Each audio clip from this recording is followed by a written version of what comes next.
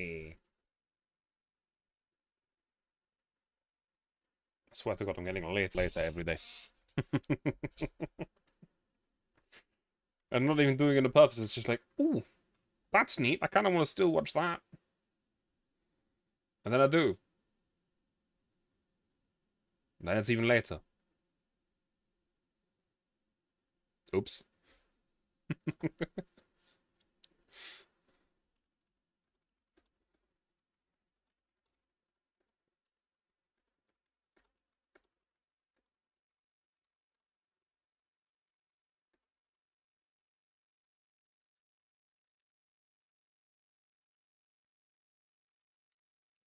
So, how is everyone doing today? Oh, for now, I'm not even sure if anyone's here yet. That doesn't really matter because, for the moment, I am merely sending out links in places. Yeah. Let me quickly do this. I also have no idea what the story will be. I've heard good things about the story of this game, about this event specifically. Which I hope that's the truth, for the simple reason that, I'll be honest, it's slowly wearing down on me. I really, really adore the Girls from Line 1 story. But holy fuck. It's, it's taking a while to up the quality in this game.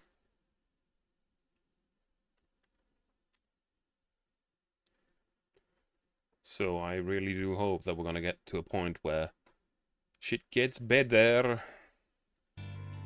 Because that'd be awesome if eventually we can get back to the same quality that we had in GFL 1. Or maybe, if one can dream, even better. That'd be nice. But as of now, I don't know. It's just not there. I do still want to keep myself updated with the story, which is why I'm doing this still. Because again, I have heard that on CN there is some, like, really big event going on in terms of story. Thank you for the inputs, editor. But point is that it's all taking very long. Not to speak of the fact that there are so many things that is that are things that I just don't agree with. Uh, Ignoring the horrible, horrible balance changes and the horrendous difficulty balancing in the game, introducing another horrendous monetization structure.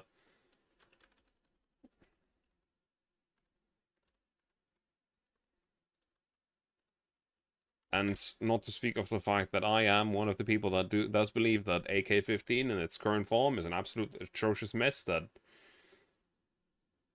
is an absolute disgrace and spits on anything the character stood for.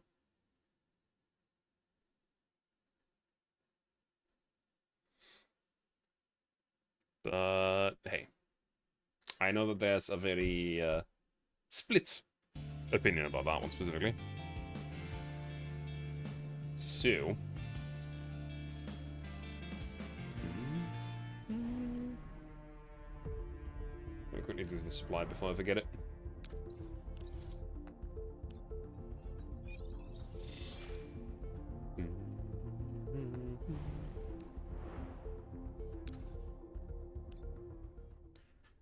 Let me see. Without roots buried deep in the earth, even the leaves nurtured by sunlight, sweet dew and a gentle breeze can never flourish. To bear light in one's hand, one must endure solitude, fear no darkness, and shatter hard rock to root deeper. Hang on, let me just quickly fix something. Because I'm noticing a problem.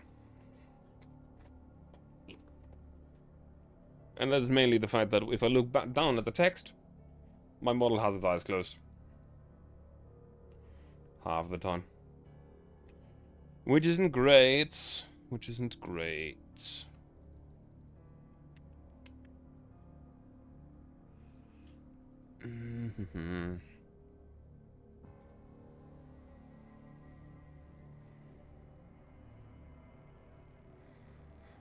There we go. That should at least fix it a little bit. The warm orange afterglow of the setting sun casts an illusion of warmth over the wasteland. The scavenger rubs a chunk of metal against his clothes as he rummages through a heap of trash. Nothing of value. Huh? A strange noise from nearby catches his attention. The scavenger tightens his grip on a pair of tongs and storms towards the sound. Damn it, it's gotta be Johnny and those rats again. I already told them this is my turf. This time I'll... Ah! The moment he spots the Elids, he drops low and hides behind the garbage pile, holding his breath. Good thing I got my gun with me. Damn it. Didn't they just sweep this area recently? He peers carefully through the gaps in the trash and heap to observe. The Elids haven't noticed him. The gaze remains locked in the same direction as they snarl hungrily. Also, I'll be entirely honest. Elids in this game are so much less terrifying a concept than in GFL 1. But, you know. Is that a person? A stranger. Not from around here. The person being cornered is holding a gun in one hand and gripping a black trash bag in the other. In the next moment, the person swings the trash bag at the Elids, drawing their attention immediately. One leaps up and catches the bag between its teeth mid-air. The Elids stare into it, shredding plastic and pale flesh-like chunks that vaguely resemble human body parts. That's a human foot. Intestines. Bright red liquid and meat chunks drop from the Elid's fangs. The scavenger trembles. Nausea rings in his throat, but he forces it down. Gotta run. Now's my chance, yes. I run for it. Terrified, the scavenger flees without looking back. Handshake. The mechanical dog places its paw on Nikita's palm as the children cheer with delight. Nikita glances at the children. There's more. Kulik, fetch these gifts. At a signal, the mechanical dog leaps up, drags the package from the pile of presents sitting in the corner of the office, and carries it to the girl. This is for me? Wow, it's a toy gun model. Thank you, Nikita. Kulik is amazing. Now the present too. Get in line, everyone gets one. Listen to me, Nikita, no pushing now. Okay. Amidst the joyful chaos, a figure appears in the office entrance. Miss Grace, Mangi Security's regular aid delivery has arrived. Could you check and sign for it? I'll cover for you here. Ah, Mr. David, Mangi Security is always so punctual with the support. Thank you so much. The young teacher blushes, clearly quite fond of the friendly young man. Miss Nikita's handing out gifts to the kids. Please help keep things under control. I'll be back shortly. No problem, leave it to me. What the fuck is wrong with your face? The curly-haired young man smiles warmly and walks toward the children. Over here, kiddos. Line up and everyone gets one. Long time no see, Nikita. It's been a while. How's work lately? The head remotes at the Public Security Administration introduced a new salary framework. You got a decent raise? I can't comment. Regulations prohibit discussing our wages. Oh, come on now. Rules are just rules. What's the big deal anyway? But judging from the gifts you bought, you don't seem much better off than before. What?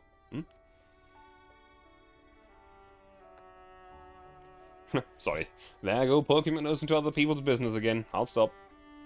David scratches his nose awkwardly. Still, it's a shame that someone as capable as you is stuck doing frontline grunt work at the PSA. If you decide to join Mangi, you'll have way more room to grow, and better promotion opportunities and pay too. With a raise, you could even get nicer gifts for the kids. Thanks for the recognition, but I think it's really cool that Nikita is a public security officer.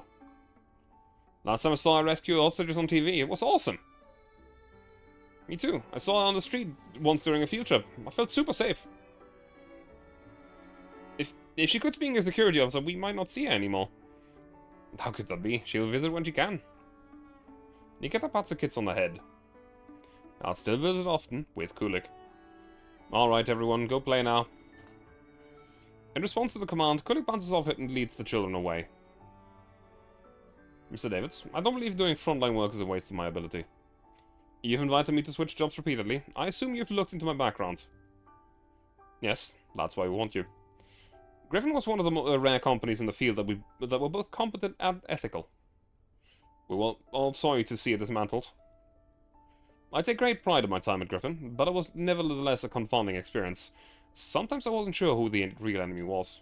To be fair, that is just a very apt statement considering the fact that it started with a clear enemy.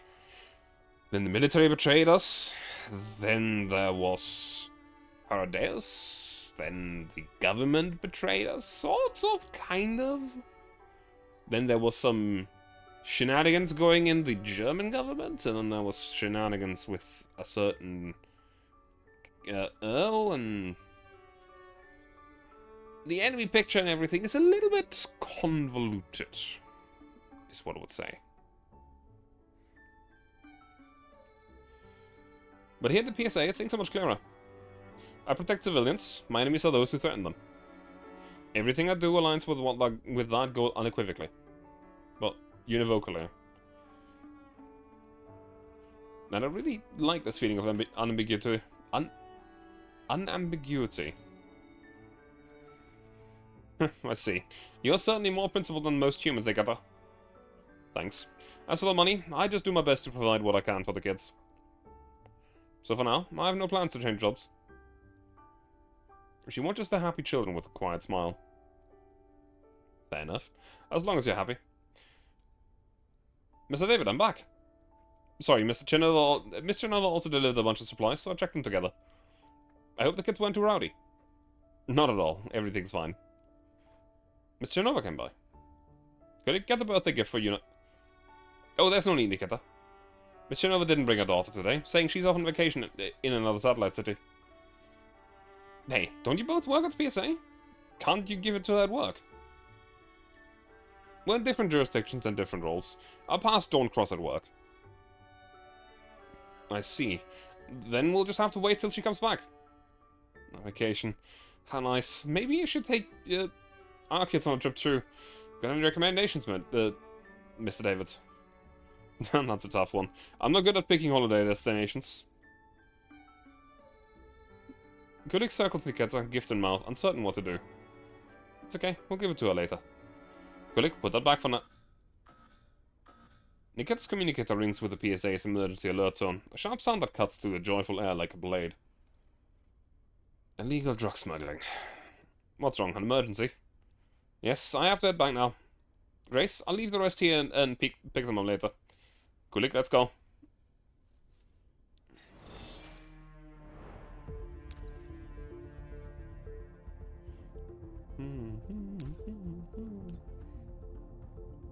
Alright. In the empty factory, several shadowy figures slip into the hidden corners. This is Nikita calling Captain Jarvis. I've arrived at the cordon point A to the west of the factory, awaiting orders. Point A... One of factory exits must hold to prevent escape. Okay. Yeah. The captain's voice is scrambled with static, barely audible. Copy that. She signals the team. Officers springing into action instantly and scatter into positions. While monitoring an assigned area, Nikita turns her receiver to maximum gain and listens to the tactical audio cues. Oof. A burst of strange static disrupts her comms. Third assault need backup. It's the second patrol detachment, Nikita. I decode that. Please respond if you copy. Thank you for the headbutt, Ritsu. This is third assault squad ambushed in warehouse area, requesting back. Ah! Gunshots and screams are drowned out by the noise of metal crashing. After trying the communicator a few more times, Nikita quickly switches to internal channel. This is Nikita calling Captain Jarvis. I received a distress signal from the third assault squad. Do we respond? Can't reach him. Comms might be down. But what distress signal? I didn't receive anything on my end. Must be another frequency cutting in. Gunfire still echoes faintly through the comms. Nikita ponders for a moment. You all stay here. I'll go check. Wait, Nikita. I'll be right back.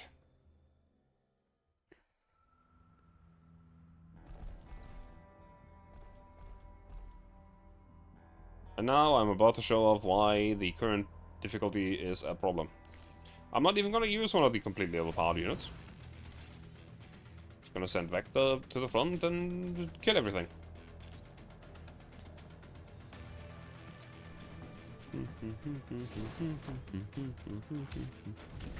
Whoosh.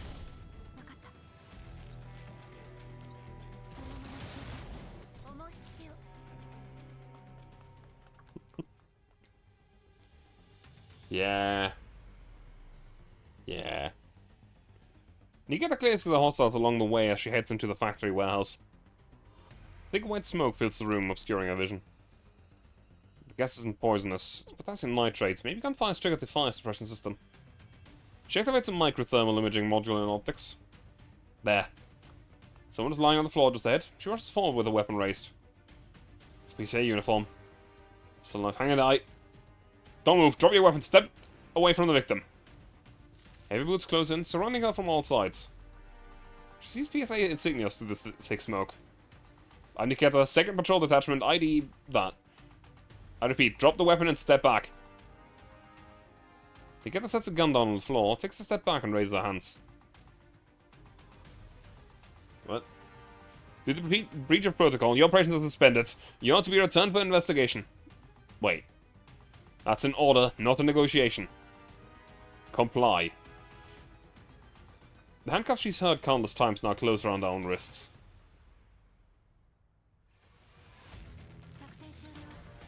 Okay. Odd.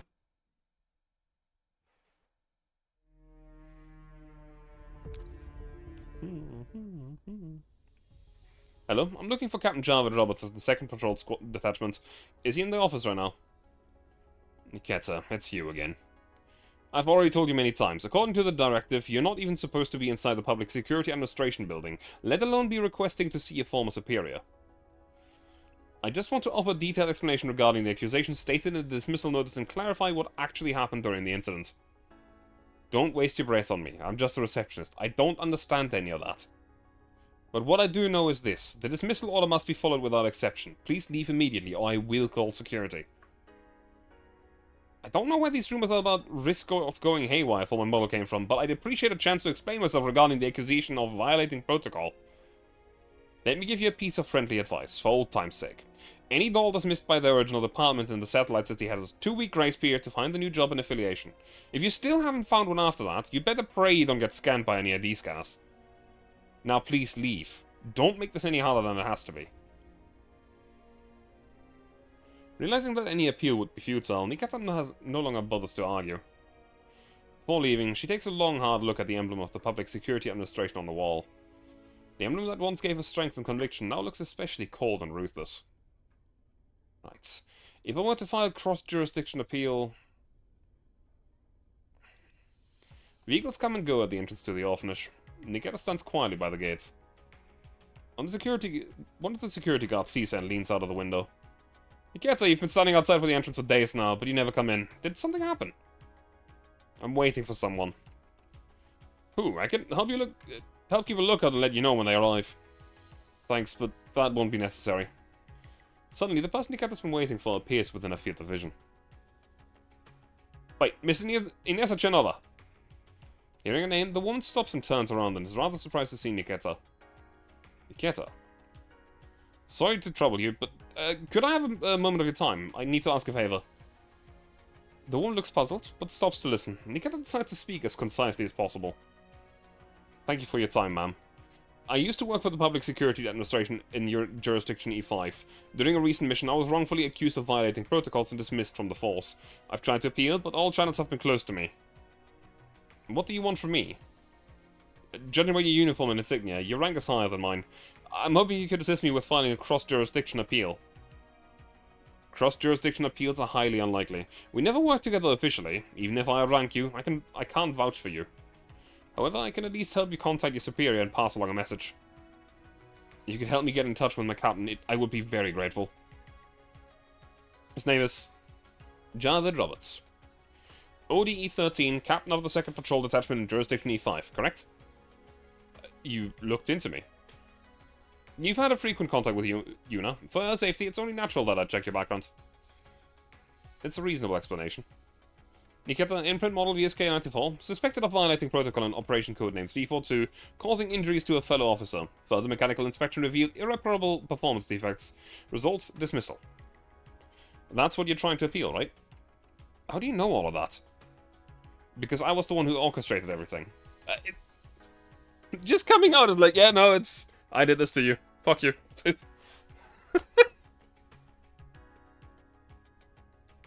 The unexpected answer hits Nikita like a lightning strike, but she only frowns briefly before immediately sizing up the woman in front of her.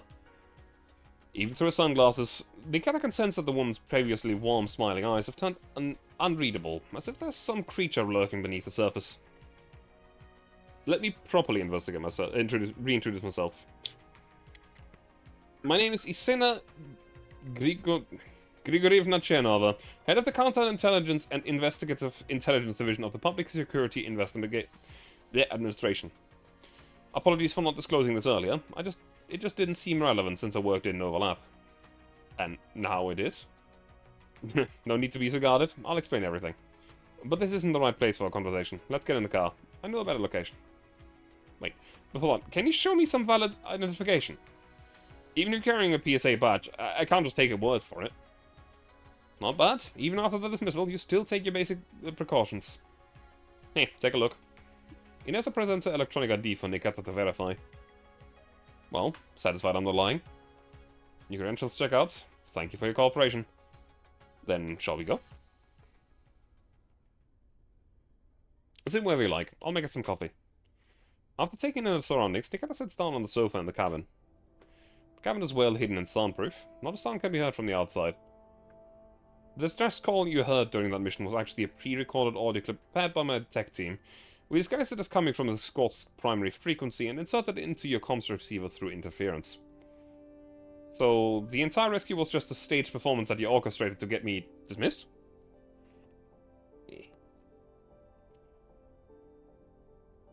You completely surprised me. I thought you'd be more upset after learning you were set up. How my emotional module functions is none of your concern. To me, this is simply filling in the blanks. I already know the method and outcome, now I want to learn your motive. But before that, I'd like to know, was a team member really injured? Nessa raises an eyebrow. You care about that? Don't worry, no one was actually hurt. They're all my subordinates acting under my special orders. You can consider it part of the show. Very well. Then please answer my next question. Why did you orchestrate this whole performance? Sometimes, for more people to enjoy the sunlight, someone has to do things in the dark. Things that can't see the light of day. You used to work for the PMC. You should know how this kind of thing works. When I worked for the PMC, the commander whom I served under was always upright. I'm not familiar with the kind of things that can't see the light of day that you're referring to. If there's something you want me to do, just say it directly. I'll assess whether I can do it after I heard the details. Alright. Since you're being straightforward, I'll skip the preamble. Realizing Nikita's extremely direct demeanor, Inessa adjusts her tone. During the recent operation to seize illegal drugs, we captured some suspects, but upon investigation they turned out to be just low-level runners. The real big players are still hiding in the shadows. On top of that, we received an anonymous report implicating Mangi Security. We need someone to go undercover inside Mangi Security and gather concrete evidence of their involvement in illegal drug trafficking. Mangi Security? Are you sure? Yes, the same Mangi Security that makes donations to orphanages, just like we do. Can I take a look at the report? Of course. Inessa opens a drawer and hands Nikita a stack of documents. Thank you for the adverts, Bakasura. The report includes a blurry photo. In it, a person wearing a Mangi security uniform is sitting on a worn-out sofa, holding a vial of some substance. What he's holding is a contraband drug in question. In the industry, it's known as Vitalis. It's rumored to treat doll syndrome, but in reality, it contains minimal active ingredients and is highly addictive. Long-term use leads to mental instability, severe paranoia, and an inability to distinguish fantasy from reality. Doll syndrome. Though that's a common psychological illness among people who live and work long-term in satellite cities. Patients feel that they fought tooth and nail for the right to live in a satellite city, hoping for a comfortable life, only to discover all their efforts merely serve to make life easier for the privileged in the white zone. That realization makes them feel like they've been downgraded from humans to dolls. They often develop strong hostility toward actual dolls. No offense. None taken. So investigating the substance called Vitalis. Are there any other photos? No, this photo was likely taken covertly. The sender's IP was randomly generated, probably to avoid retaliation. A single photo like this can't serve as evidence linking Mangi security to Vitalis. Now, we, as the players of previous events, obviously have the benefit of the doubt removed, because we know that they're up to some fuckiness. Also, hang on, I just realized that there's... Oh god.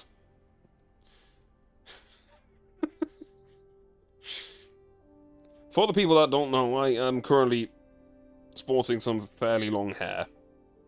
And turns out that there's some knots in it, which is not very pleasant.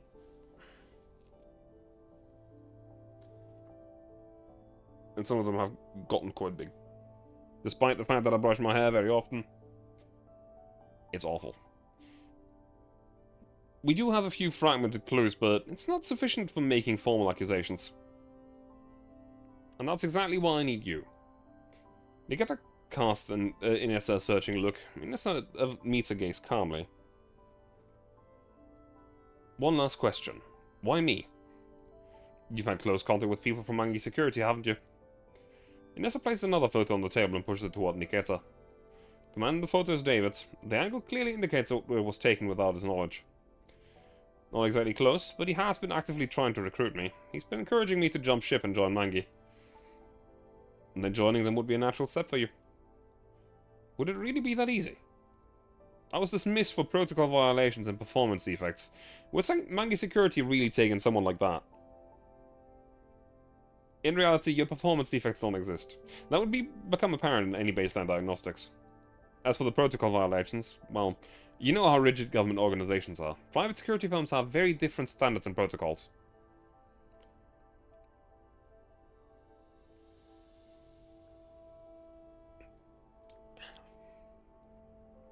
Believe me, they won't easily pass up this rare opportunity to recruit a high-performing performance tactical doll like you. Nikita eyes the document spread out before her, then looks up at Nies's face again. So after I complete this mission, what happens to me? You can go wherever you want. You can even come back to the Public Security Administration. I'll reinstate your service records. Of course, you have every right to turn down this mission. It's dangerous after all. In time, I'll clear your name, and you can still return to work. If you have such a thorough plan, why didn't you speak to me about it beforehand? What's wrong? Didn't like being falsely accused? Nikita frowns slightly as she lapses into silence. Her thoughts pull back to that moment when a colleague pointed a gun at her. She pushes away the unpleasant memory, focusing instead on Inessa's work and words and the core of the matter. No, it's just that with prior communication, I could have responded better. Everything before this felt senseless. For the moment, I even doubted myself and the PSA.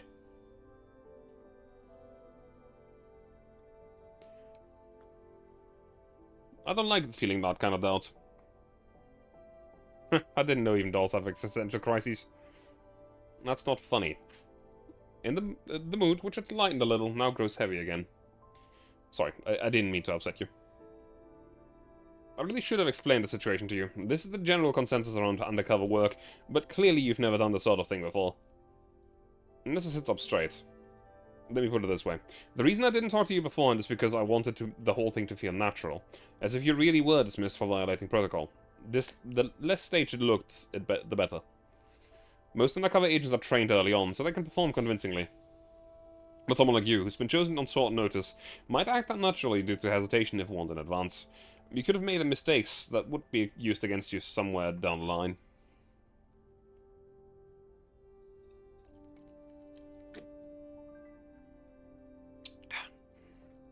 That may be true, but when you worried things would go wrong, like if I didn't follow the script. But you did come to me. Inessa smiles faintly. I wasn't wrong about you. Your pursuit of the truth has brought you here. And that kind of resolve is exactly what an undercover agent needs.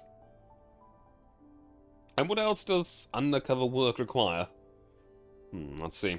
Tolerance for loneliness and boredom, acceptance of the fact that you will give your all and likely receive nothing in return. You'll have to blend into the crowds, and whether you succeed or fail, you can never speak of it. So, are you willing to take the mission? Nikita looks into Inessa's eyes, sensing a scrutinizing gaze behind her glasses. A strange emotion rises in her neurocloud, but she dismisses it as system noise. Don't so overthink. At least I don't. If it's something that helps people, something that's right, I'll do it. Inessa Martin extends her hand. I knew I wasn't wrong about you. Then, here's to a successful collaboration. Nikita looks at the offered hand and shakes it gently. Right. Something's fishy, though. I don't know what exactly it is, but something's fishy already. That seems... Well... I don't know. Calling it a coincidence would also be wrong, because she did specifically pick her because she worked with Griffin. But, like... Oh.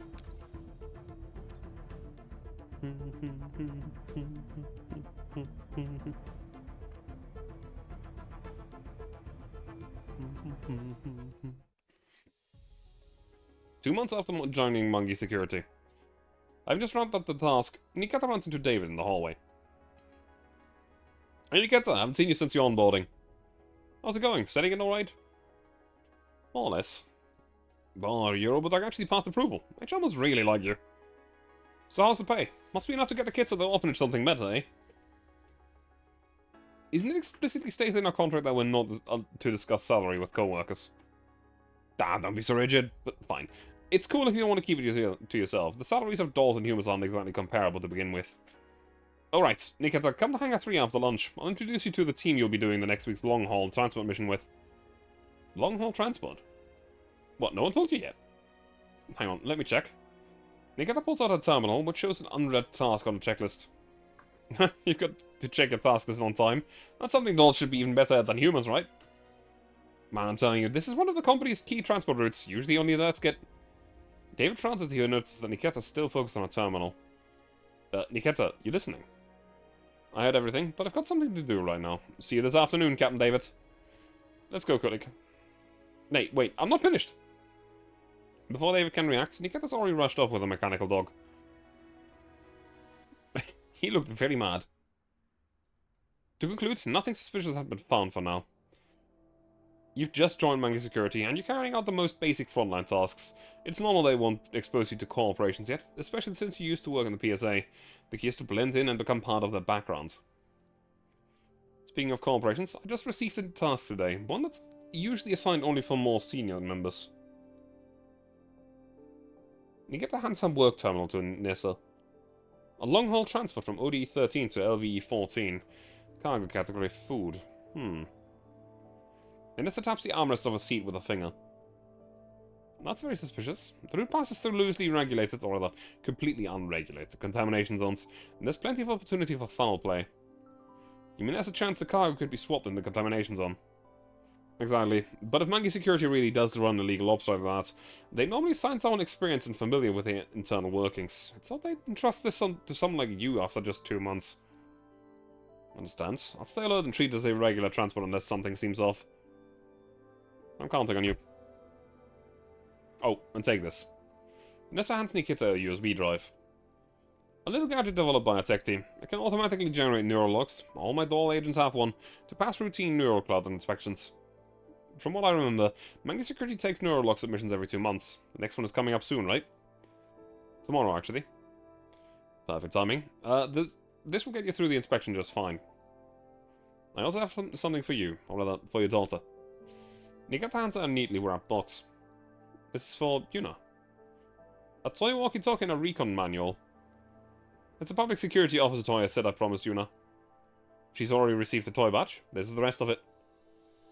Oh, I see. Thank you. That's very kind of you. Nessa seems a little bit distracted. She accepts the box stiffly. Yuna said her dream was to become a public security officer. She has a strong sense of justice. I like her a lot, so it's my pleasure. Please give this to her when she returns from her trip. Inessa gently caresses the box as if something comes to mind. That girl is not on a trip, isn't it? Oh, the day after tomorrow is my birthday. Investigation should... What'd you say? Una's birthday. The day after tomorrow. Ah, right, sweetheart. Happy birthday. What gift do you want? I want the new security officer out from Disneyland. Can I have it, Mama? Of course. Once Mama finishes the report, we'll go buy it together, okay? Hey, thank you, Mama. In the end, that case was too complicated and it completely slipped my mind. But I never brought it up again. When the case was closed, she even baked me cookies to celebrate. She really is such a considerate child. She is. So warm-hearted. She deserves the world. Yeah. Realizing she's gotten emotional, Inessa clears her throat and puts on a polite smile. Anyway, thank you, Nikita. Una may be away for a while, but I'll make sure to pass on your kindness. No need to thank me. Nikita isn't sure if it's her imagination, but Nissa's smile seems a bit forced. Did something happen to her daughter?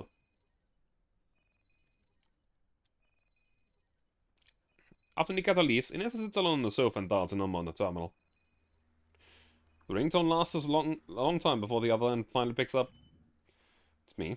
Everything is proceeding according to plan. She hasn't noticed anything suspicious. Her PSA records have already been deleted. There's no way back for her. Yes, I understand. I'll continue to report to you if anything comes up. Wait. Inessa straightens up slightly. I want to ask about Una. Last time I heard of her, she sounded like she had a flu. She's recovered? She's swimming now. She's got a weak constitution. She'll probably need some nutritional supplements after swimming. I'll send you a list later. Please help buy them if you can. Okay, thank you. The call ends.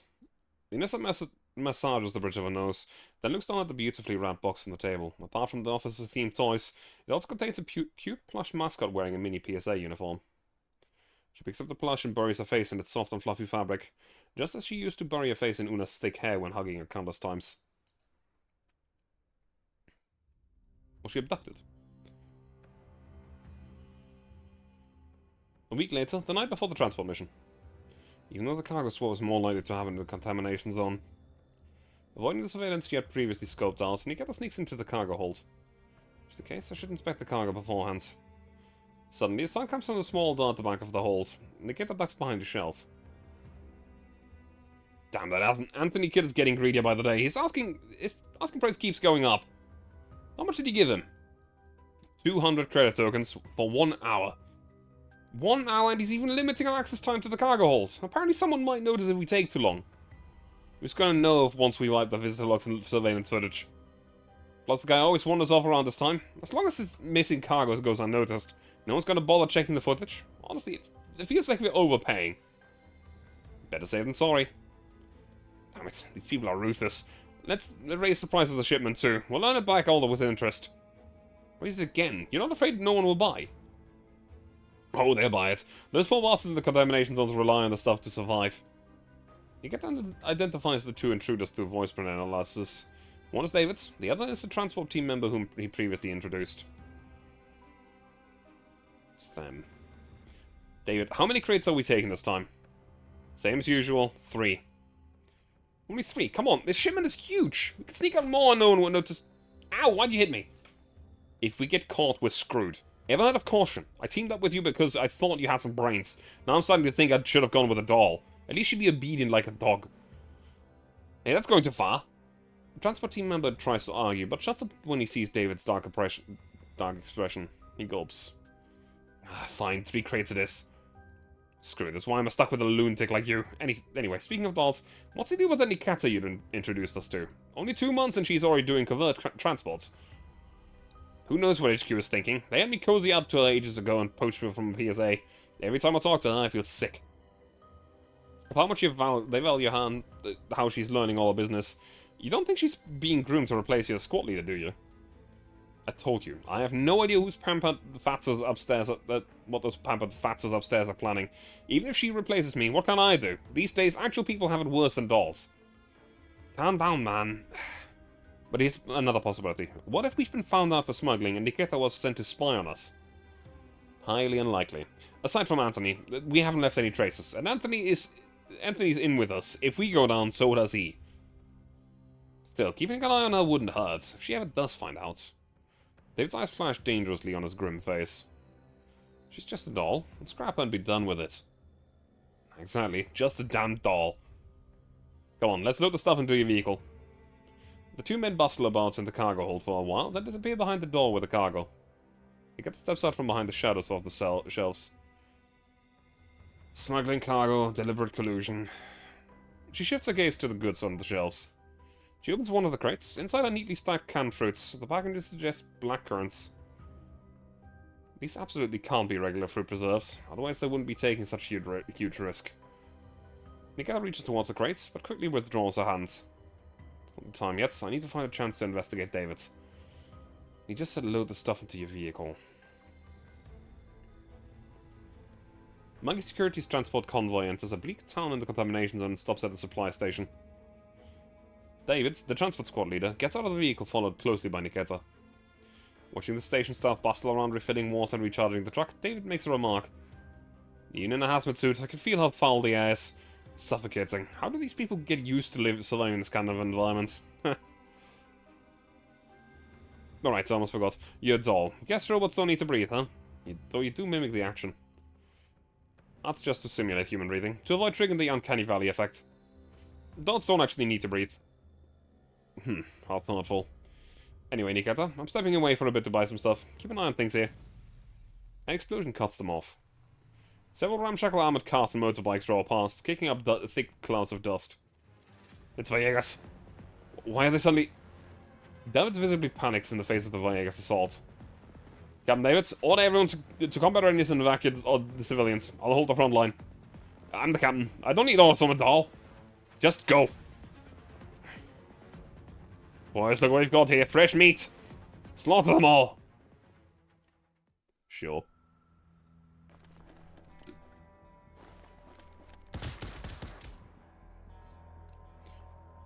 Robbery is a serious offense, and I'm here to arrest all of you. Huh? You. I've plenty enough to deal with the likes of you.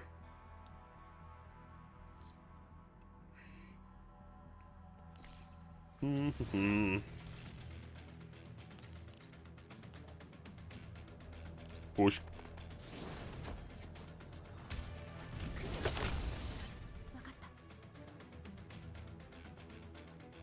Hang on a minute, I remember something.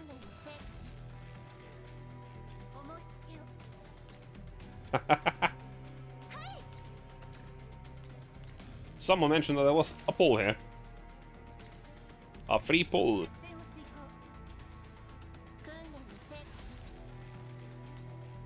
Kill.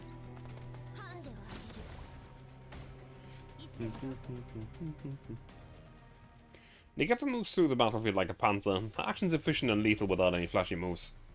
For those who glimpse her even briefly, it's already too late. Their fate is sealed. Wait, this transport team's got a doll, that's wrong. Intel must have been wrong. Screw the intel, just grab whatever we can or this whole trip's wasted. Okay, you draw the tin can's attention, I'll hijack the truck and drive off. Whatever we can, we get his ass. You're sending me into the front line of fire while you make off with the loot? You think I'm a damn fool? A dirty rust bucket like you dares to lay a hand on my bros? You're so dead. As one of them raised the motorbike and charges at Nikita, the two men stop arguing and exchange a look. Let's go, bro. Split the take. Ha! My thoughts exactly. Not far away, Nikita notices the suddenly moving Mangi security transport vehicle and immediately spots the two sneaky men in the cab. She checks her sidearm, dashes up to the nearby ladder, and in 3 quick steps, then hurls herself towards the charging Villega biker. Wait.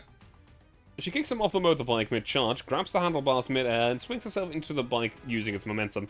After steadying it, she guns the throttle and speeds after the truck. A dull impact hits the truck roof. The two Vegas and the cab glance at each other. What the hell was that? Probably just another damn truck falling on your head. We've hit the jackpot. A whole truckload! Right, the stuff in high demand in the contamination zones. We can jack up the price like crazy. But we're supposed to turn it in, remember? Knowing the boss, how much do you think we'll actually get? He's got a point. Maybe we should just pocket it all? Are you insane still? If you just skim a little off the top. Gunshots ring out before he finishes. Bullets pierce the window, hitting the driver's hand with deadly precision.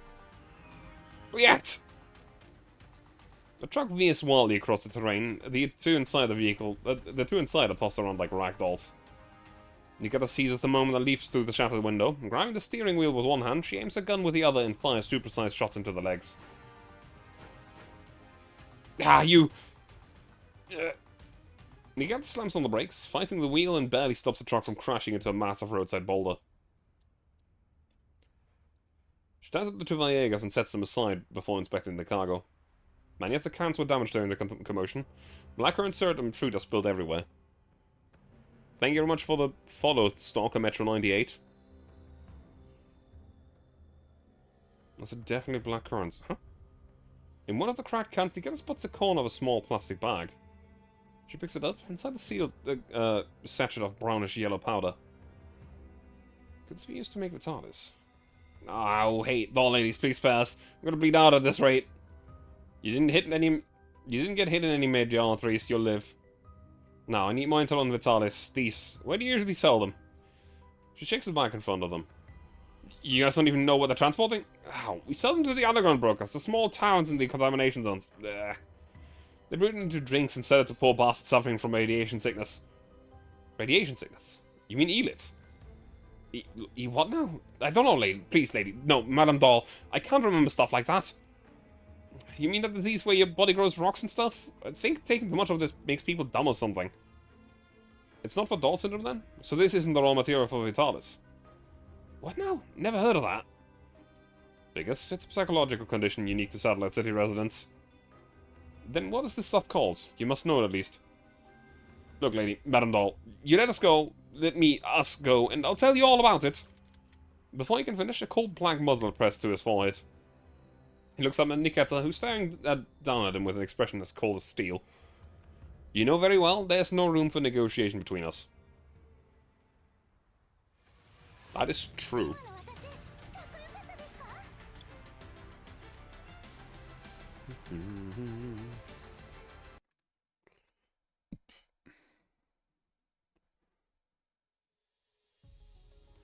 The canned food transported by Mangi Security concealed a substance called Erdis, a brown powder rumored to contain anti-elite properties. Its ingredients are unknown. It's often mixed into beverage and sold to elite patients. Its actual effectiveness is unverified, but it has not passed regulatory approval. It is, without a question, a banned substance. Nikita pulls out a small plastic sachet and hands it to Inessa, who is seated on the sofa. I retrieved this on site. I have video evidence to back it up. Inessa opens the sachet, pours the powder into her palm, and drops it between her fingers. You weren't discovered while collecting this evidence, were you? I don't think so. I destroyed the truck's dashcam. The only two eyewitnesses were the two Villegas. I tossed them into the ravine. Statistically, there should be no solid evidence against me. Lack of evidence doesn't mean you won't be suspected. No witnesses also means no one to testify for you. Both you and the physical evidence had disappeared for too long. If there's any discrepancy on the cargo count later, suspicions will naturally fall on you. It doesn't matter if they do. The evidence is enough to indict Mangi Security, and by then, I should be reinstated in the PSA. Hold on. Who said you're coming back? The mission isn't finished. I will still uncover the evidence of them trafficking Vitalis. Finding evidence of Erdis, a banned substance, should prompt a full investigation by the PSA. That would likely lead to clues about Vitalis, no? Besides, if the Vegas claims are true, Erdis is already causing a serious harm in the contamination zones. The longer it is left unchecked, the more people will be endangered. Nikita, I'm not dismissing the results of your investigation, but... Inessa rubs the bridge of her nose. First of all, these security companies backed by big corporations have countless ways to evade risk. Just this bit of evidence isn't enough for full investigation, and we could lose the chance to keep digging into Vitalis. Secondly, please remember our jurisdiction. We are the Public Security Administration of Satellite City ODE-13. We are responsible for ODE-13 residents. The residents of the contamination zones are not under our protection. So you're saying there won't be any action taken regarding Erdis? There will be, just not right now. We'll file the evidence for archival. Just filing it. Nikita. Inessa's tone darkens. I know that justice is the core keyword in your foundational logic, but justice is in the real world isn't so simple. Sometimes, in order to achieve a greater justice, you have to allow some losses to happen, even if it contradicts your programming. So, in order to protect justice, we must turn a blind eye to illegal activity. That logic makes no sense to me. Also, you said the contamination zones aren't within our jurisdiction, but think of it another way. Residents of ODE-13 are committing crimes. Doesn't that warrant immediate action? Don't play word games with me. I understand that this is very difficult for a doll to grasp. You just need to follow your orders. From now on, act cautiously and keep a low profile. Record things, but don't interfere. Gradually work your way into the inner circle. Understood? Nikita looks eyes within Inessa for a long moment, then finally looks away. Understood. Justice isn't so simple. No, justice is simple. Don't let those who hurt others walk free, no matter the situation. Always do what you believe is right. You guys don't even know what you're transporting? Okay, I've literally read that. I'm not gonna...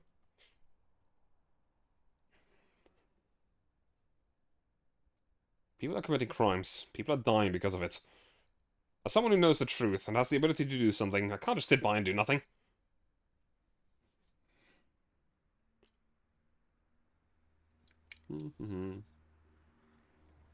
As the workday ends, employees steam out of the building. Once Nikita confirms that David has left, she walks against the crowd into the office building. The counter's terminal screens cast a faint blue glow on the empty office. Nikita moves among them and sits at her own desk, pretending to be working on a report as she discreetly connects to level 2. Found it. David's IP address, but its password is protected. Nikita cracks her knuckles. Let's do this.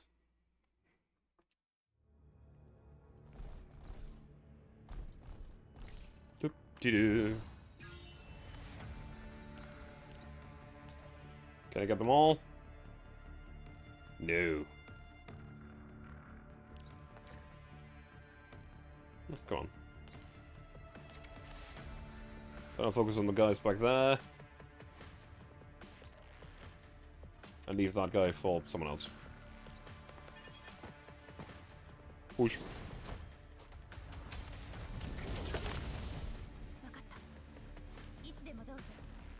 Kill him. Smack him. Just some recent transport logs. Nothing looks out of the ordinary. Nikita scans through the logs carefully. Multiple shipments to the Phoebe factory in level LVI 14. Why do the pharmaceutical factory need so much wine and drinking glasses? Even if it's for employee benefits, the quantity and frequency are excessive. Maybe these... like the canned blackcurrants are just covered to goods concealed... are just cover goods to conceal banned substances? She spots a PSA border control stamp at the bottom of the shipping manifest. Her expression darkens. Right. Why didn't I think of this earlier? Hang on. While flipping through the pages, Nikita noticed a peculiar number. Among a long string of nearly identical timestamps, one transport log stands out. Order... same routes, but the transportation time was nearly double the usual duration. Listed reason, a collapse storm. Suddenly, a personal communicator rings. She exits level 2 temporarily. Calling on... Hello, this is Nikita. Hi, Nikita, it's Moses Nagant. Nagant and I have been on assignment in OD13 right now. Why did you leave the PSA? Moses Nagant? Surprised by the unexpected call, Nikita instinctively glances at the security camera on the ceiling. I can't really talk right now. Oh, sure. If you're free tonight, come meet us at District K, number 153. Let's hang out. See ya. Got it. The call ends. Nikita thinks for a moment. If I remember correctly, Mosenagan works for the Public Security Administration too, though in a different satellite city. A plan begins to form in a neural cloud. But there's one more thing I need to do first. Nikita backs up the transport records, logs out of David's terminal and turns off the screen.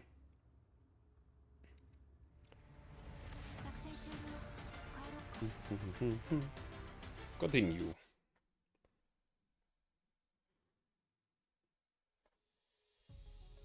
In the deserted hallway, she stands before the door to the surveillance room. Looks like I won't be buying toys for the kids this month. She knocks several times, but no one answers. Just as she's about to inspect the door's keypad, she hears footsteps behind her. The surveillance operator appears, holding a meal container. Looks like he was out for dinner. A doll? What do you want? Though caught off guard, Nikita recovers quickly. You must be Mr. Anthony. I'm Nikita. Captain David sent me to confirm that the previous footage was properly deleted. David. He glances around cautiously and lowers his voice. You knew. I haven't seen you before. I was brought into Mangi security by Captain David, working for him on the inside. Fine. Of course the footage was deleted. Does the paranoid bastard not trust me? Maybe I double check? It's not your place to tell me what to do, doll. If David has doubts, let him come himself. You should know by now that I don't work for free. Gotta pay up if you want something done.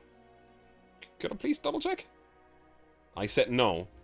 He abruptly stops, his eyes fixating on the card in Nikita's hand. I just found this in the hallway. A withdrawal card worth 250 credit tokens. No idea who dropped it. I'll take that. I'll drop it at Lost and Founds. I'll be back in 15 minutes.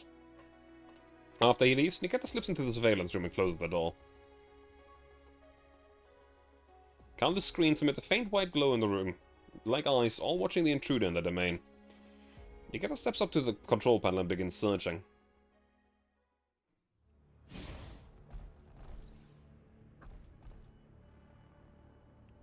And we get to do the same thing again. Is that a teleport or something? Half boundary cover. After activation, you to other connected location. Where is the other connected location? Back there, okay. Sure, buddy.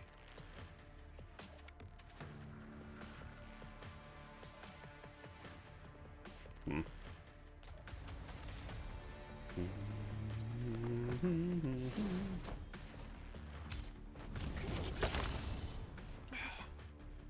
Whoosh.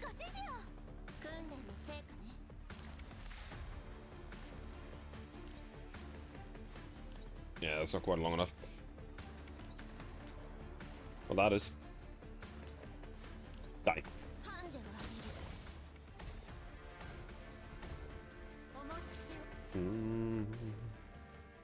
Bandits. Data floods into a neurocloud machine and navigates at level 2. A particular frame captures our attention.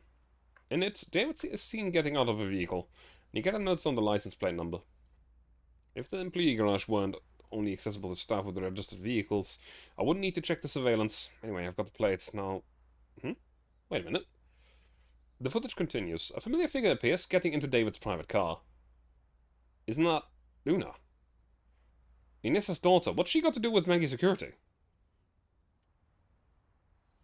Later, in a cafe in the commercial district, Nikita meets up with Nose and a gun to that team. Huh?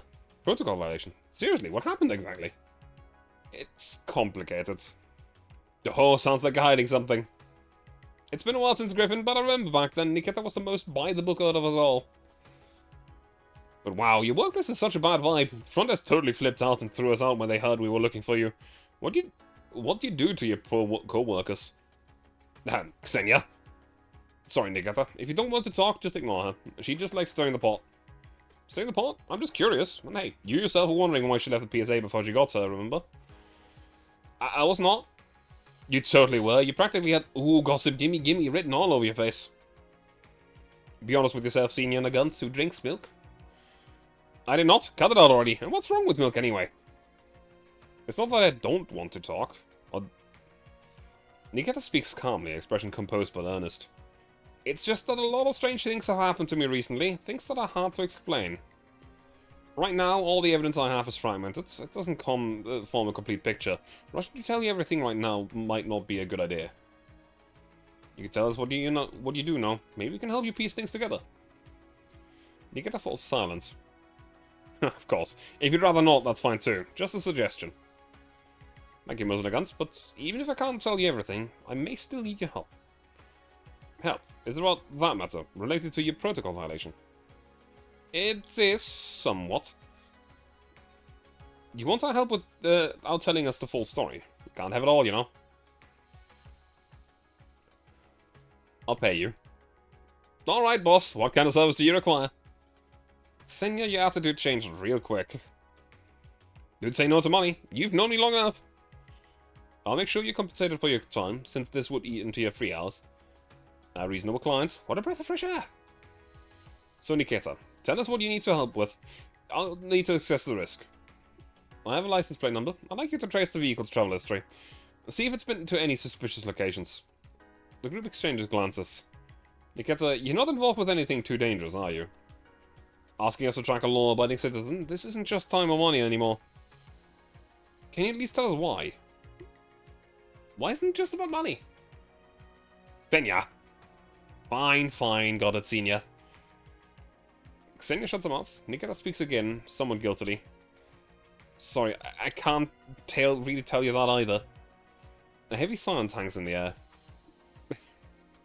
Okay, how you doing? Hope you're doing well.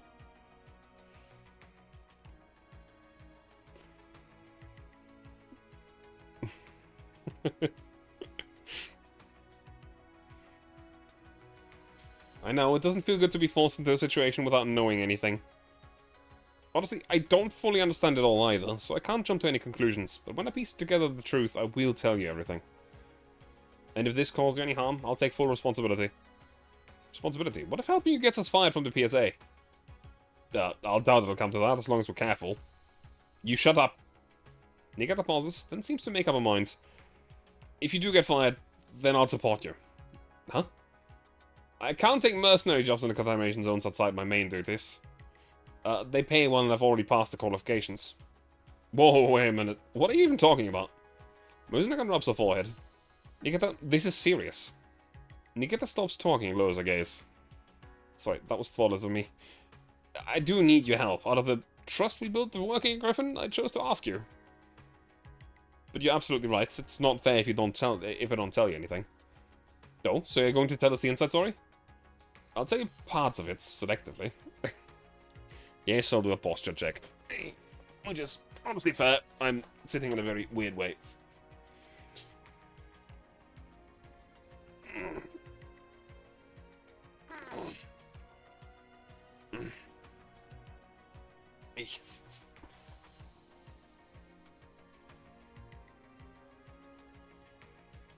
After Nikita finishes their accounts, the group falls into deep thought.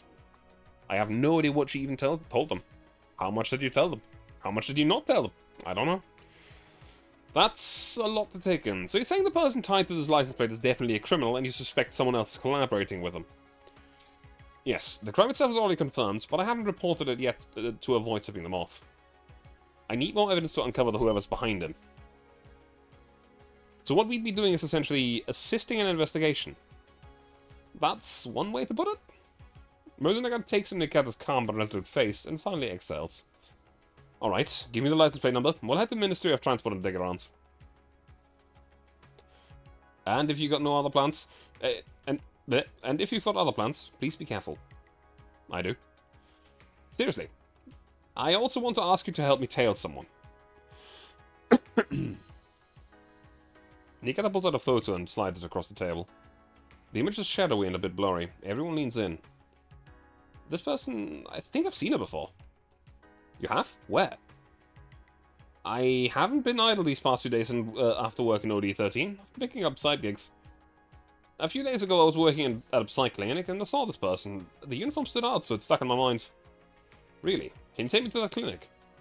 Can, but... Xenia, you're not going to ask for more money now, are you? You mustn't. Why not? My intel is super useful. It'll push your case forward a great deal. Right, how much do you want? No, Nikita. Don't encourage your crooked schemes. How is this crooked, Senior? You're poor precisely because you don't know how to hustle. Hey, Leith. How you doing? It's really funny that whenever you turn up, because I don't even need to read your name, I just read what you write, and it seems like, oh yeah, that's Leith.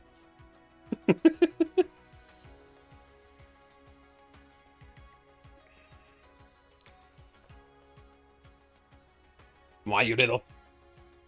While the two bicker, Mozanagan turns again to Nikita. I'm guessing you can't tell us why you want this person followed either. Sorry. With a sigh, Mozanagan leans in and places a hand on Nikita's. You tried.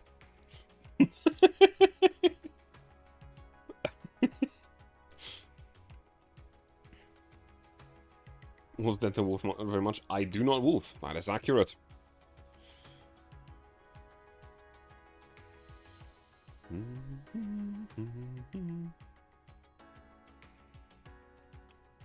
I'll say it again. Be careful.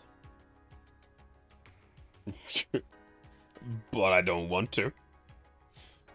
It's been a while since I've had spoken a little German. I mean, that's fair, and I'm not shaming you. When I said you tried, I really do mean it. The meaning is there. It's just not quite there. Wolves have the capacity that are just not. Fun fact. Wolves that instead of growing up in the wild with other wolves, but instead grew up around dogs, do actually wolf. It sounds very odd. It's noticeably a wolf, but not like a normal dog. It sounds very different, but still recognizable, I suppose. Look at his calm gaze flicker slightly. Understood. Thank you all.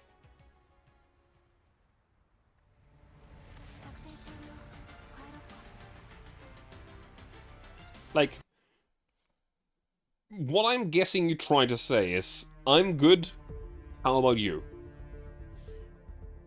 So, the proper way to say it in German is, mir geht's gut, wie geht's dir? Wie geht's also works, but geht's has the H after the E and not in front of it.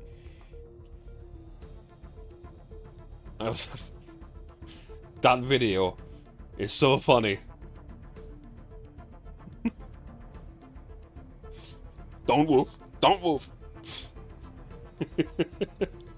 Apparently there's shortcuts in Swiss. Well, it depends. If you're just responding to someone asking you how you're doing, so if I ask you, wie geht's dir? You can say, mir gut. Like, mir, question mark, gut. Period. It's like, me? I'm good. But yeah. Also, don't. I'm gonna give you this talk real quick, right?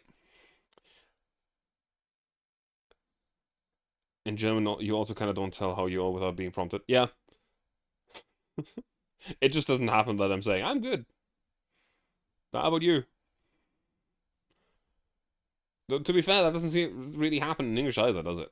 But I'm going to give you this talk about the facets of the German language. Right? You have Germany, which speaks German. Then to the left of Germany, you have the Dutch people, who speak Dutch. It's like German, but drunk. You have plenty of different accents and dialects in Germany. However, none of them sound as stupid as Swiss German.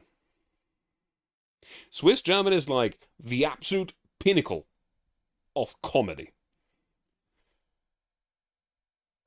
It's... I don't even know how to compare it to any other dialect or accent in English, because I don't know one that malforms the language to that degree that Swiss German does to German.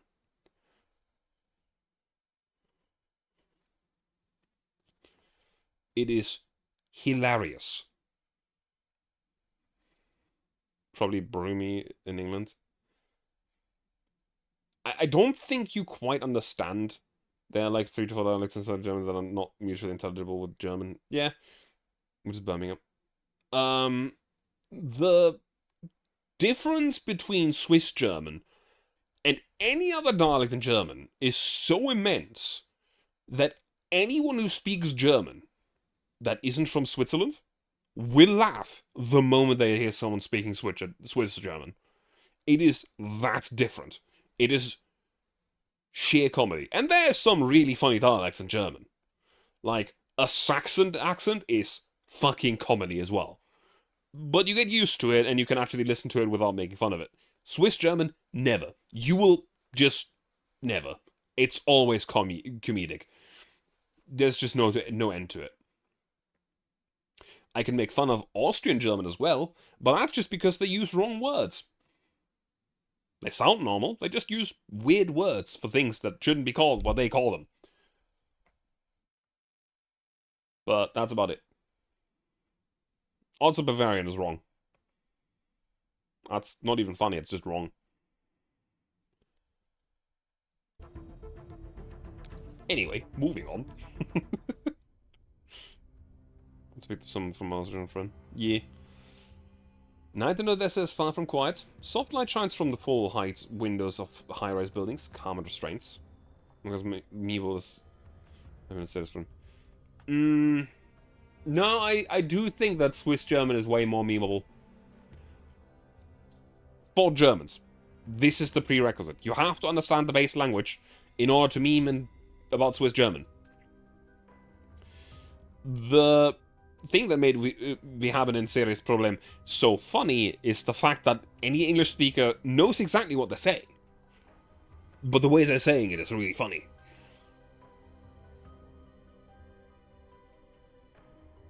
A tall figure stands out at one such window, looking down at the cold cityscape. Mr. Scott, as I was just saying, Mangy Security's parent company has always had a good relationship with yours. We haven't forgotten whose help and support we received to be able to establish ourselves in ODE 13.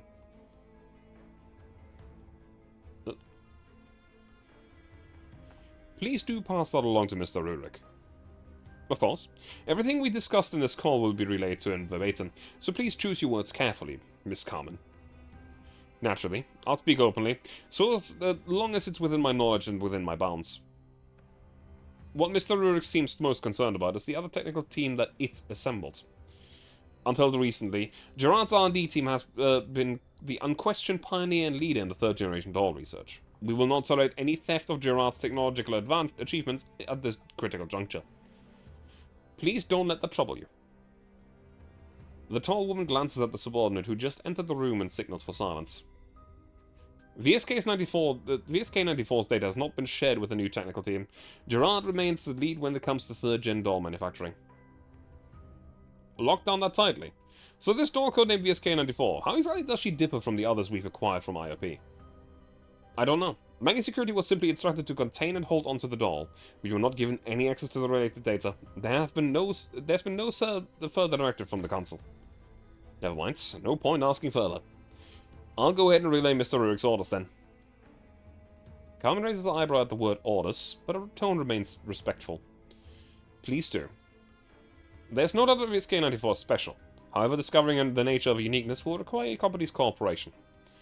Of course, we won't force Mangy Security to synchronize VSK-94's data, as that would place our loyal allies in violation of contract terms, which would hinder future cooperation and intelligence sharing.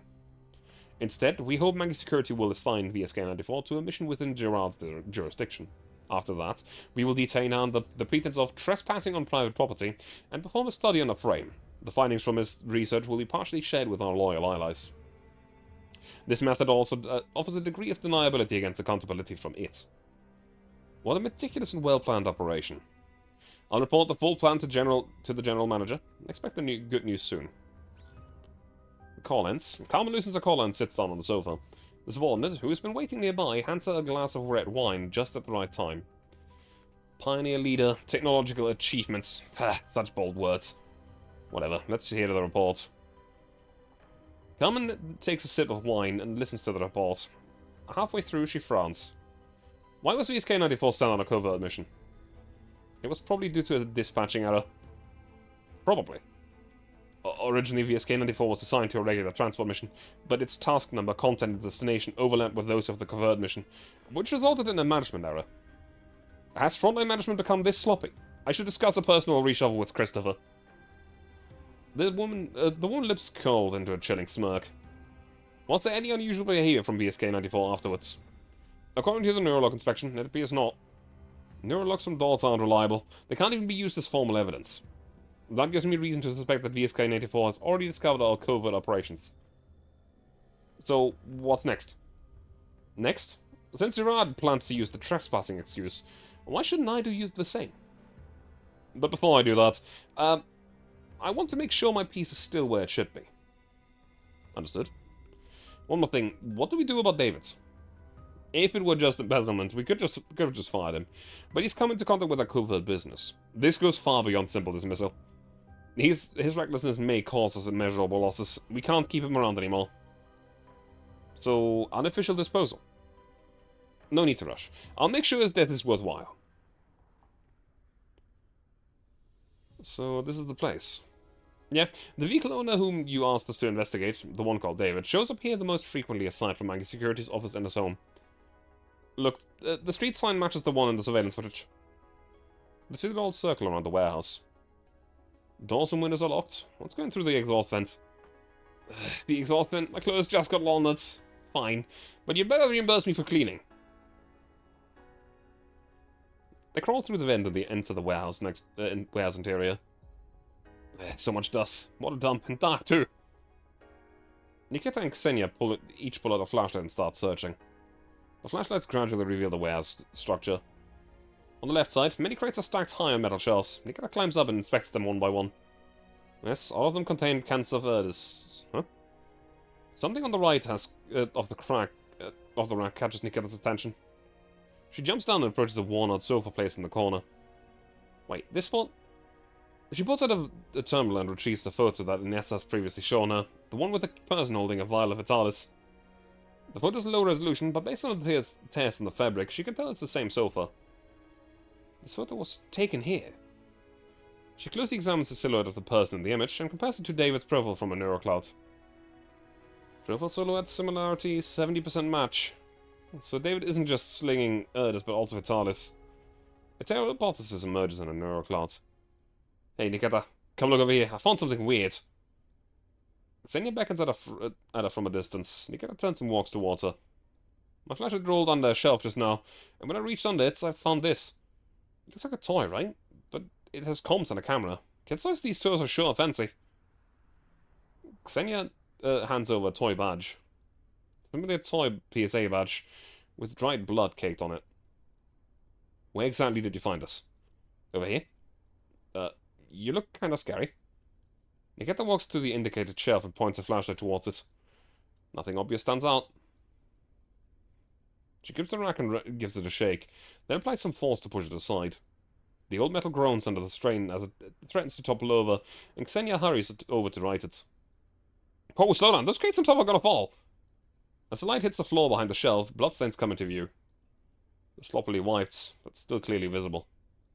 Is that blood? Hey, don't tell me what investigating involves a murder, too. If that's the case, we really should report this to public security. Xenia continues prattling, but Nikita is no longer listening. She stares at the bloodstains and grips the toy badge tightly. Una. It's because Dungeon Master language of German and English spoken in no longer than 1 per mile. Yeah. And yes, Carmen does have a weird face. Also, I have the feeling that Yuna might be dead. Maybe. Maybe that was the body parts that were disposed of at the start. As night falls, people returning to the satellite city crowd the commercial district, trying to shake off the day's fatigue under the neon lights. Paynes for Psychological Counseling, District D, number 1124. This is where you used to work part-time? Yeah, and right about now is where when I'd be on shift as a cleaner. I already told the front desk to call in a temp. Xenia stretches, watching the bustling crowd with boredom. I want to go shopping too. Nikita, we've been working full throttle today. First the warehouse out in the sticks, now up psych office. You'd better pay me awful for all this overtime. Nikita doesn't respond, seemingly lost in thought. Hey, Nikita, are you listening? Huh? I'm out of funds for now, but I'll pay you back later. Xenia eyes the clearly distracted Nikita and sighs. Not bad. Did it belong to someone important to you? Yuna's cheerful smile flashes through Nikita's neurocloud. I can't say that for sure yet. Xenia, stand guard out here. I'm going in. Alright, make it quick. At the workroom by the entrance, Nikita changes into a janitorial daughter uniform and pushes a cleaning cart into the office. The fit is a bit tight. No shit, it's a bit tight. The uniform between Xenia and it's going to be a little bit tight. No shit. The office is still open, but only a few people remain. Consulting room 1 for active archive room there. The archive room isn't locked. Nikita pushes the door open. Despite the name, it's actually the server room. A terminal sits in the back corner for data retrieval. Let's see. She types a name into the terminal. I'll pop a request a password. Of course. More hacking work. Let's go. Though this should be fairly simple. I will simply burn this all to the ground.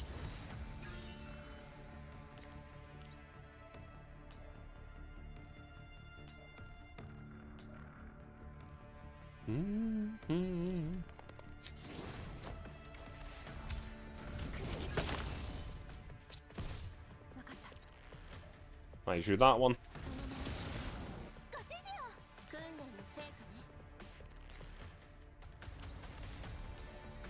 Now I'm gonna have to get one unit up there to kill that guy, I guess.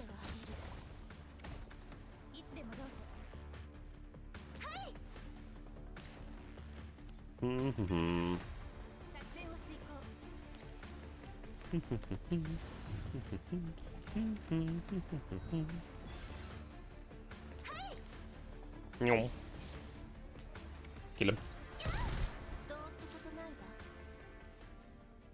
She overrides control access. No more password blocks. She now has complete access to the archival database. Data floods into her neurocloud. She quickly spots the entry she needs. Found it. Inessa Grigorovna Chernova. Let's see if this will lead to any clues about Yuna. Except from counseling session... Counselor, let's begin. Alright. When you came in just now, I noticed you kept staring at this painting. Is there something special about it? The girl in the painting looks a lot like my daughter. You have a daughter? 10 seconds of silence. An adopted daughter, to be precise. Adopted. She must have an unusual background? She's the orphan child of a colleague. What happened to your colleague? 30 seconds of silence. I can't say. A painful memory. Yes, I was there when he died. He died for me.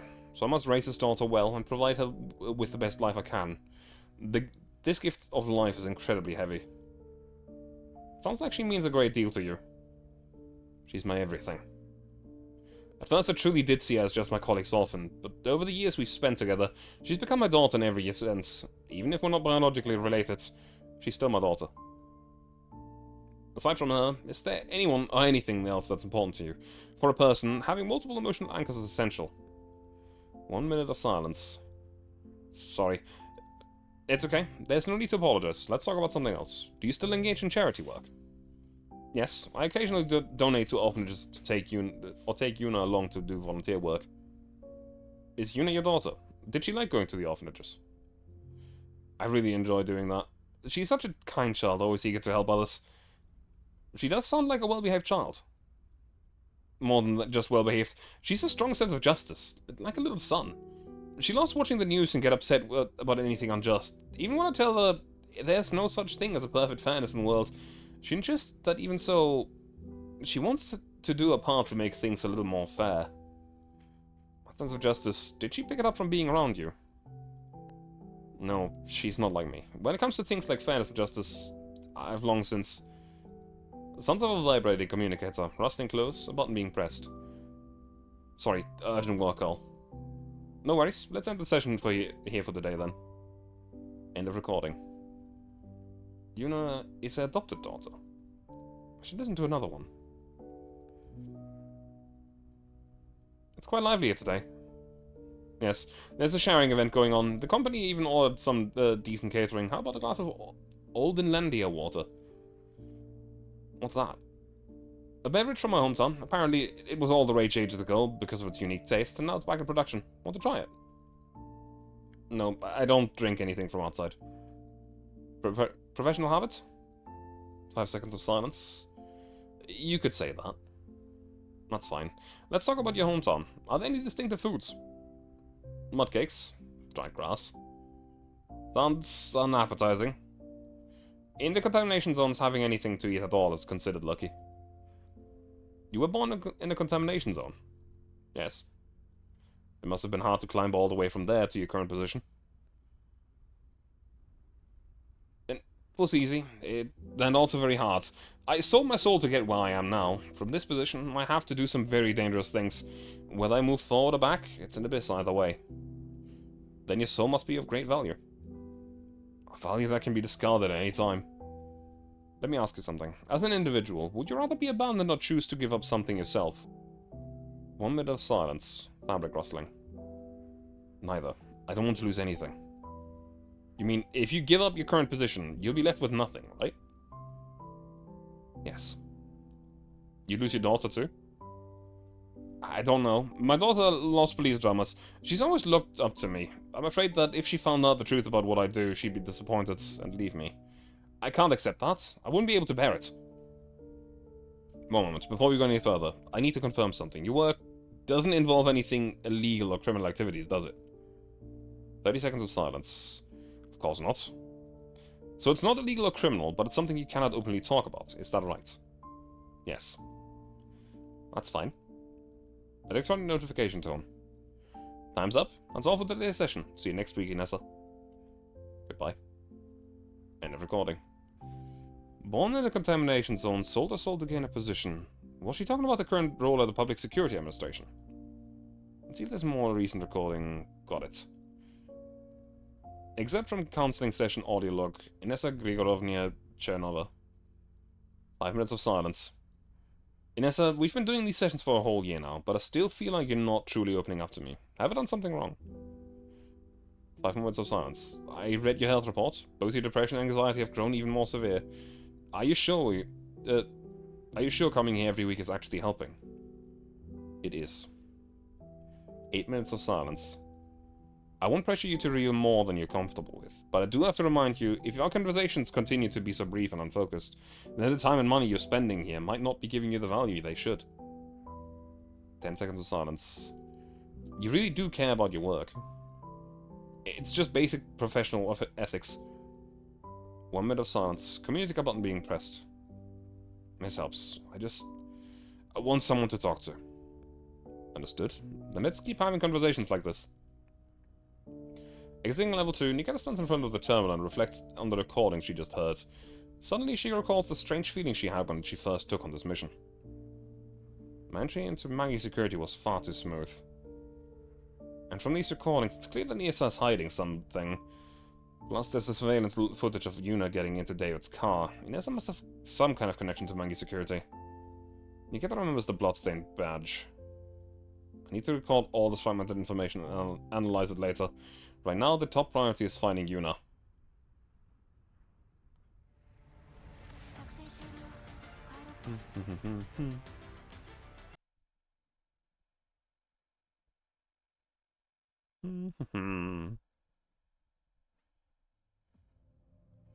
Nikita drives the transport truck along the road of the contamination zone, occasionally pulling up a second map for comparison.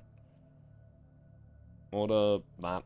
Same routes, but the transportation time was nearly double the usual duration. Listed reason, a collapsed storm. But it was a clear day. No such storm occurred. It must have been something else. Warning, you're off route, recalculating. Nikita ignores the system alert and turns onto a different fork on the road. As they pass a massive landfill, Kulik, who has been quietly lying in the passenger seat, suddenly sits up and starts barking out the window. Are you picking up a scent similar to the blood sample? Alright, let's get out of here. Following Kulik, Nikita enters the sprawling trash mounds that stretch for kilometers. Rubble, scrap metal, it's like a world long abandoned. Kulik leaps into an elevated spot, raises his head and gently shakes it as if trying to pinpoint a scent in the air. Before Kulik can make a move, Nikita hears footsteps behind her. Who's there? Hey, how many times do I have to say it? This is my turf. You think you can mess with the king of this dump without facing his... Ow! Before he can even draw his pistol, a searing pain shoots through his wrist. He looks closely and realizes the doll, who was some distance away just a moment ago, is now standing silently right in front of him, gripping his wrist tightly. His gun claps to the ground. Ow, mercy, please, brave warrior. Take whatever you want. Scavenge all you like. I'm not here to scavenge. I just need you to answer a few questions. You got it. I swear I'll tell you everything. I know, ma'am. Have you seen this man before? Nikita puts up a photo of David from a terminal and shows it to him. This guy... I don't recognize the face, but... The scavenger squints at the terminal, then slaps his forehead. Oh, that outfit, I've seen it before. A few months back, on the other side of the trash hill, he looked like he was burying something. When I saw him, he was facing off with some elits. Burying what? Oh man, let me tell you, I was scared shitless. He had this black plastic bag and was surrounded by elits. To escape, he held the back at them. Guess what? They ripped it open. It was a corpse fell out. And intestines and fingers flying everywhere, just like a horror flick. The scavenger gestures animatedly, but Nikita's expression grows grim. Where exactly did this happen? Take me there. Is this a murder case? Am I helping solve a case? Cut the nonsense and move. This is it, I reckon. The scavenger leads Nikita to the other side of the trash hill. Months of wind and sand have buried all the traces. There are no visible signs of the violence that you just described. But the scent of blood still lingers. As soon as Kulik arrives, he starts barking and digging at a specific spot. Here. Nikita kneels down and begins sifting through the garbage with her hands. After a while, she stops. Scavenger leans over and sees Nikita staring blankly at something in her hands. It's a very small child's shoe. Powder blue, tattered and broken. That... Before the scavenger can say anything, Kulik, who had been wagging his tail beside Nikita, suddenly leaps up and barks furiously behind them. Idiots, what the hell? I thought the area was already clear behind us. The idiots drool and growl ravenously as they close in. Scavenger's legs give out in fear. We're screwed. I didn't bring enough ammo. Step back. Huh? The scavenger stares dumbly as Nikita steps forward and plants herself in front of him. She cuts a sharp and resolute figure. I said step back. Leave this to me.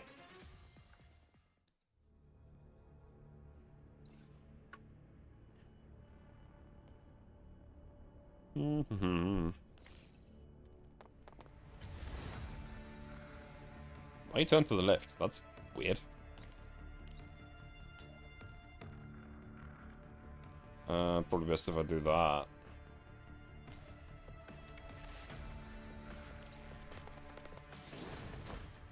Blow everything back there.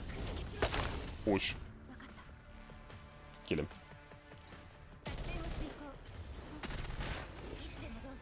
You kill him. Oh, there's one to the left still. Oh, come on. Kill.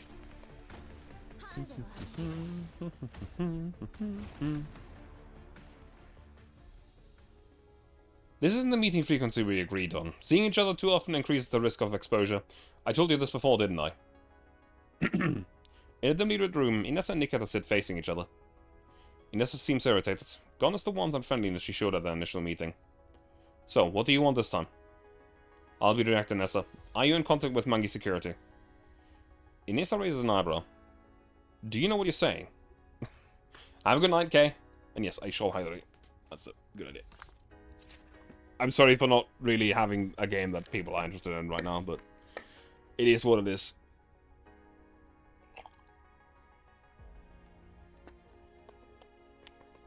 At least the story of this event is actually good so far. Do you know what you're saying? I suspect my superior is a mole for Mangi Security. To make that kind of accusation, you must have quite a bit of evidence. Go on, then. Not hard proof, but... Then save it. I didn't expect the doll to be delusional. Or maybe the alleged performance defects in your frame model, the ones used to justify your dismissal, weren't fabricated after all. Inessa remains unfazed. Listen, Nikita, if you don't want this mission, you can back out. I only picked you because you seem to understand the concept of justice and duty better than other dolls. In other words, you're the best option, but not the only one. Though I do need to correct what I said earlier. Given your performance so far, if you do choose to quit, I won't allow you to return to Public Security Administration. In fact, I'll request to have all your neurologs purged, just to ensure no confidential information leaks. Nothing personal. It's protocol. Inessa speaks casually, but Nikita hears the veiled threat in her words. I don't care what you think of me, but you do seem to be contradicting yourself. What do you mean? You keep emphasizing how replaceable I am, while at the same time making threat after threat to stop me from quitting. So which is it? Do you want me gone or not? It's up to you. I'm just making the consequences clear. I'm not leaving. I'll keep investigating. Investigating what? Whether I'm Mangi Security's mole? No, I want to find out what happened to Yuna, and bring to whoever hurt her to justice. The tension in the room shifts the instant Nikita utters the name. Inessa's eyes widen slightly. For a moment, she's speechless. After a while, she finally finds a voice. It waves as she speaks. Hey, Killer Wolf. I'm doing quite alright. I'm reading a Girls from Line story that is actually not bad. So I'm actually, you know... Well, I'm struggling to say happy about the current state of the game. At least this is pretty nice. How are you doing? You said, hurt. What happened to Una? What have you found? Nikita pulls out the bloodstained badge and broken shoe out of her backpack. Speaking softly, she recounts how she discovered that a Mangi security employee had been stealing company property, and how she found Yuna's toy badge in his warehouse. And this shoe. I had that colleague's transport terminal and checked his delivery logs. Out of the 78 completed runs along this one particular route, 77 took almost the exact amount of time, within 3 hours of variance, but one delivery, on February 9th this year, took almost twice as long. That delivery timestamp matches closely with when Yuna got into his car in the surveillance footage, just a day or two earlier. So while doing another delivery run, I took a detour to investigate the route. That's when I found the landfill and this shoe. Inessa falls silent. She turns the badge and shoe over over in her hands, as if searching for any trace of life in the inert objects. At last, she looks up and asks with a trembling voice, "Did you find Yuna, or her..." For the first time, Nikita recognizes the emotion known as heartbreak in Inessa's eyes. It makes her hesitate to speak the whole truth. "No, these two things are all I found." Inessa says nothing. She just stares at the objects in front of her, as if trying to trace Yuna's story through them, as if bracing herself to face the pain that might be too great to bear. Have a good lunch break. Inessa's breathing is clearly audible in the silence. It's a kind of ragged breath that gives the illusion of someone drowning. The sound of an incoming call pierces the silence like a knife breaking through the ice. The air seems to flow again. Inessa glances at the communicator beside her. On the screen flashes the codename she both fears and despises. She collects herself. "Hello? Yes, I'm listening." Inessa stands up and walks to the window. After a moment, she glances back at Nikita. "She didn't report anything about that incident to me. She only said she encountered the Viegas and lost the shipment. Even if she did learn something, I can file it to have her neurocloud reformatted, though through completely legal and proper channels, no loose ends." "Hold off for now. Alright. So was a task assignment error, no wonder. I've been wondering why she was assigned to run that route. Should dispatch a team of public security officers to the location." "Understood. I've taken note." As the person on the other end of the line seems ready to hang up, Inessa hurriedly stops them. "Wait, may I speak with Yuna? Just for a moment. There are things I'd like to say to her." "We'll be allowed to meet after the mission." "Alright." The call disconnects. Inessa remains by the window. Outside, a light rain begins to fall. Droplets trail down the glass, passing over her reflected face and vanishing into the night. Maybe it wasn't even Yuna's. The probability isn't absolute. But who was it? Who was what? The suspect. The smuggler of the illicit drugs. Your colleague. What's his name? David. David Evans. David Evans. Inessa grips the badge in her hands. Its sharp edges dig into her palm. Like frenzied thorns growing from beneath a crumbling ruin, a burning zeal fills Inessa with a newfound sense of purpose. David Evans. Inessa murmurs the name over and over, like a sorceress in the forest casting a dark, grotesque spell. "Inessa, ma'am." It's all utter bullshit. "What are you talking about?" At the sound of Nikita's voice, Inessa clutches her own throat with both hands tightly. "Stop it! Stay back!" Inessa gasps for breath, her nails digging into her neck. After a while, her breathing steadies and her eyes slowly clear. She looks at Nikita again. "Nikita, are you interested in learning the truth?" "Pardon?" "About things from the past, and things that are about to happen to you in the future. I originally planned to help that vampire trick you to the end, so that when the mission ended, I could take Yuna and leave it all behind. But now that Yuna's gone, nothing matters anymore. If I don't fight back, I'll be bled dry in the end too. And if that happens, I have no way to avenge her. That's why I'm still in the game." Nikita sees a dark flame dancing in Inessa's eyes. The all-consuming flame of hatred. But this intel doesn't come free. "I need your help." She spits out the words with vehement clarity. "I want revenge."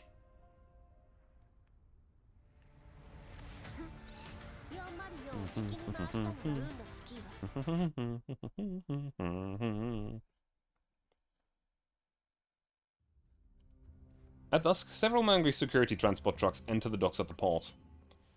We've arrived at the port. 3 more cargo zones until we reach the target location. Listen carefully, Nikita. I'll repeat this one more time. Your mission this time, officially, is to restock the goods that were lost in the previous delivery.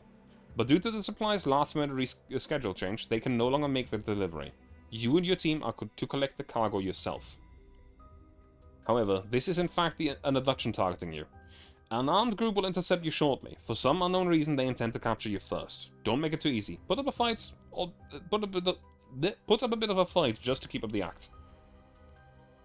Got it. Have you installed the remote-controlled component I gave you? Yes. Good. If they shut you down, I'll reboot you remotely. When you wake up, stay still. Understood. After passing 3 cargo zones, the lead vehicle halts. Nikita sees David jump down from the truck and signal for them to disembark. Are we to wait here, Captain David? According to the mission brief, this is the place. If it weren't for those damn Viegas, we wouldn't have to make this trip. David, is that the one you said took Una away? Nikita taps her earpiece twice. That's the agreed upon signal for transmitting information covertly when there's someone nearby. Someone's coming. Hey, over here! A shadow looms with the fog. David waves at it, but it stops short when it gets closer. That's not human. The first thing to emerge from the fog is a cold gun barrel. Behind the automaton, a wave of red lights flicker to life, as if dozens of Ediths are readying for the hunt. What's going on? Aren't we here to pick up cargo? The armed automaton halts in front of them. Warning, this is private property. Trespassers must surrender immediately, drop their weapons, and submit to questioning. Warning, okay. Private property? Captain David, they're not here for trade. We're under attack. Wait, hold on.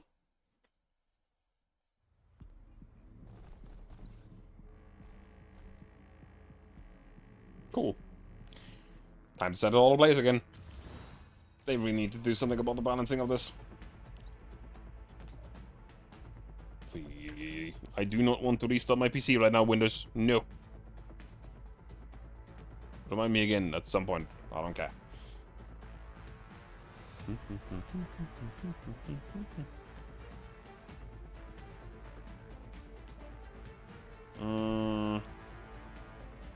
probably the best I can do for turn 1. Whoosh.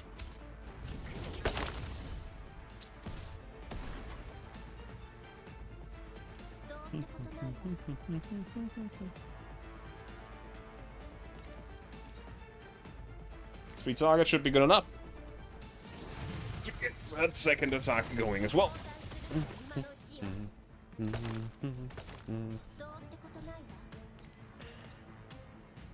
And that should kill the other one as well.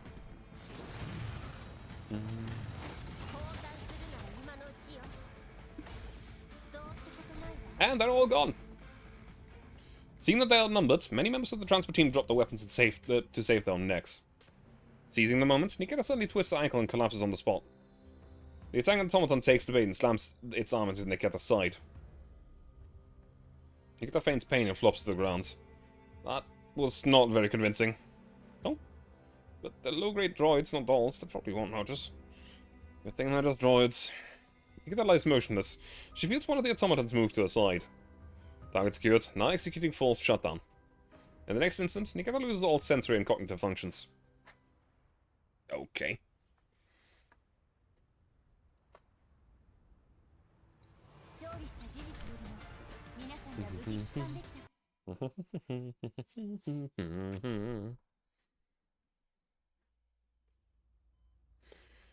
Frame function check completes. System self-diagnostic completes. Power supply activated, remaining power 100%. Accessing neural backouts, connection established. Loading neural clouds. When the sensors return, Nikita keeps her eyes closed. Through the sense of touch and internal sensors, she can tell that she is lying flat, her body rocking gently in transit. The journey seems steady.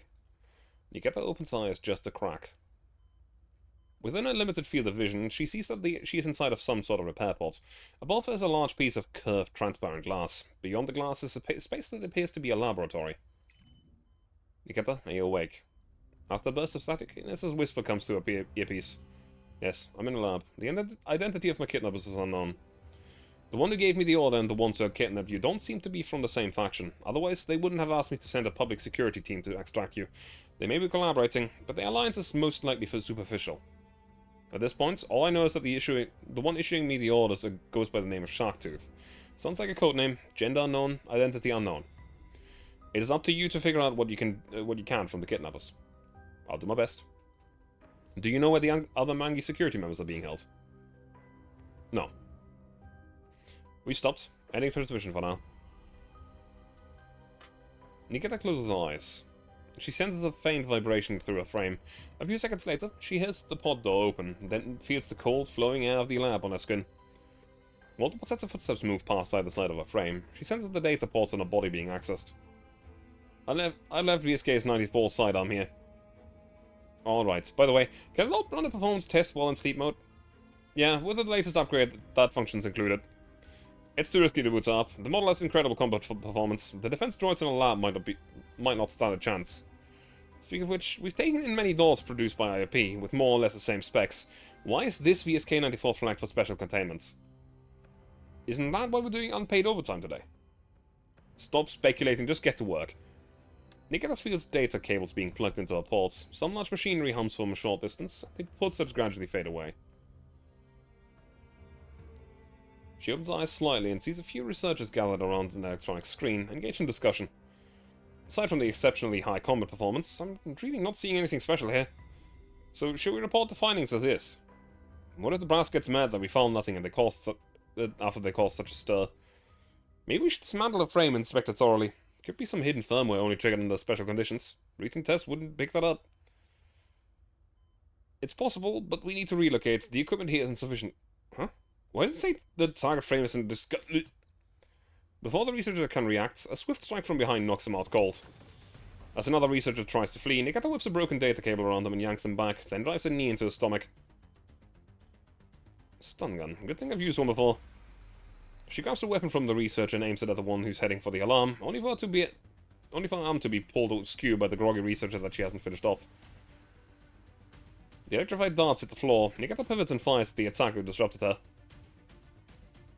50,000 volts send twitching to the ground, just as she turns to deal with the last survivor. An ear-splitting alarm starts blaring. The lab doors burst open instantly, and a squad of mechanical guards pour in. Nikita falls back, grabs a sidearm, and dives behind cover. A brutal fight seems inevitable.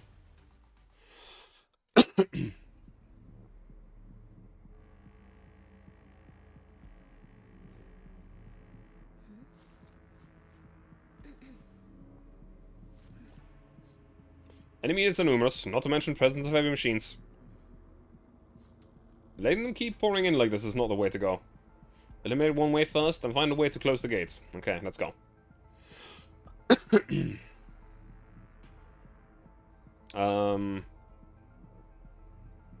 So, kill boss and reach our place. Sure. Shouldn't be too hard. Have a good night, Bakasura. Take care.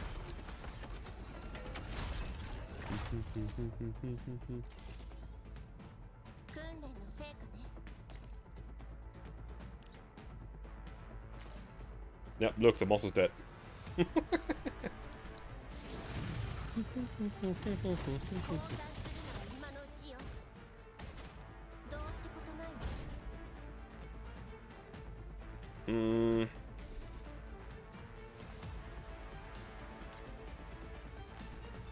Lol.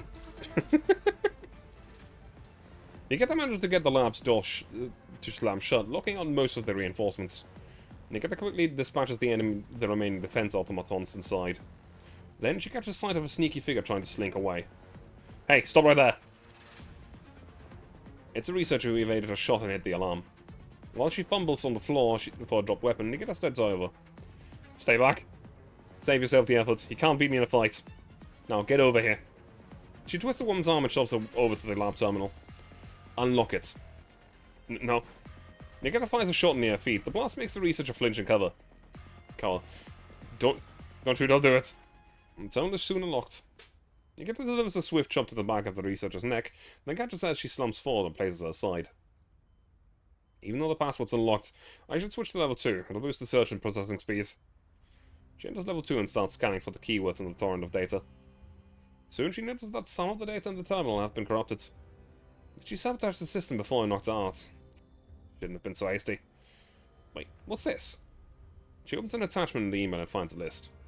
List of required samples for technical optimization of 3rd-generation doll models. The attachment is a long roster of doll photos and names. Many are former Griffin dolls. She quickly finds her own profile. Aside from the basics, some information is beyond her understanding. Sender Shark Tooth. The same Shark Tooth that Nessa mentioned? Participant of Project Nebulones, Project Coronal Hole, Priority Containment Subject. What on earth are these? Scrolling further, she spots 2 familiar faces. OTS-14 and DP-12. Why are they also here? OTS-14, like Nikita, is flagged for special attention. Meanwhile, DP-12's profile is nearly blank aside from our basic information. None of this makes sense. This will need further investigation. First, let me copy everything. After exiting level 2, she hears pounding from the outside the doors. At the same time, a call from Inessa comes through. Any findings? For a moment, Nikita can hear strange noises on Inessa's end. This seems to be a temporary lab. Useful data is scarce, but I did find some things. Sending them to you now. Wait, what's that whimpering sound? It's Kulik. Don't you remember? You left it with me. Things also sound pretty bad on your end. The security droid's about to breach. I've got 5 minutes max. She hits send. The progress bar crawls slowly on the terminal screen. Should be enough. My public security team's in position around the building. By the way, are you really set on this? Nikita tosses the unconscious researchers into a repair pod and shuts the lids, then starts searching for disassembly tools. Set on what? Staying with Mangi security. Wasn't that the plan we discussed? Finding the tools, Nikita sits and begins dismantling her own leg. Going undercover isn't easy. The pressure of being discovered is one thing, but worse is having to do things that go against your values. We thought about this before, and even though you complied, I know you didn't agree with it. I didn't. That's why I kept digging. I've already reported the earnestly to the proper authorities. They'll act on it. She removes several micro-explosives from her open frame. She plants them on the doors in the terminal. I might not be able to contain all the damage, but I'll save as many lives as I can. That's my philosophy. Now that Sharktooth is starting to suspect me, the next step will be full NeuroCloud reformatting if they uncover anything else, right? Yes, but I don't think they want to resort to that yet. They seem to be more interested in the data generated by your original NeuroCloud processes. Then this is a necessary step. She attaches the final explosives to her own frame. If I destroy my current NeuroCloud backup, they'll notice it when they run diagnostics on me. That'll serve as proof that I remain completely in the dark. It's the only way for me to stay at Mangi. With you helping from the outside, we stand a chance of uncovering who Sharktooth really is, and what they're plotting. Besides, like I said before, what? If it's something that helps people, something that's right, I'll do it. And by people, I mean everyone I can perceive, not just those defined by the rulebook. Inessa chuckles softly through her earpiece. I really was right about you, though I never knew you were this optimistic. Maybe it's just part of my foundational programming. Say, is your tech team reliable? Rigging such a powerful bomb here won't blow my NeuroCloud to smithereens, will it? No promises. Fingers. Nikita grabs the detonator. Just like I said, this is a necessary sacrifice. Keep my Neurolock safe. I'll see you on the other side. With that, Nikita presses the detonator button without hesitation.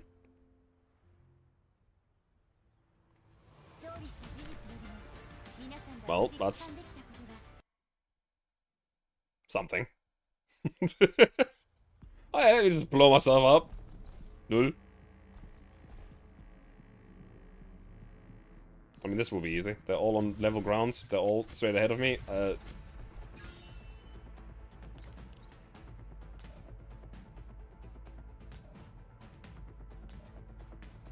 gonna just go push. And that's most of them done. You know.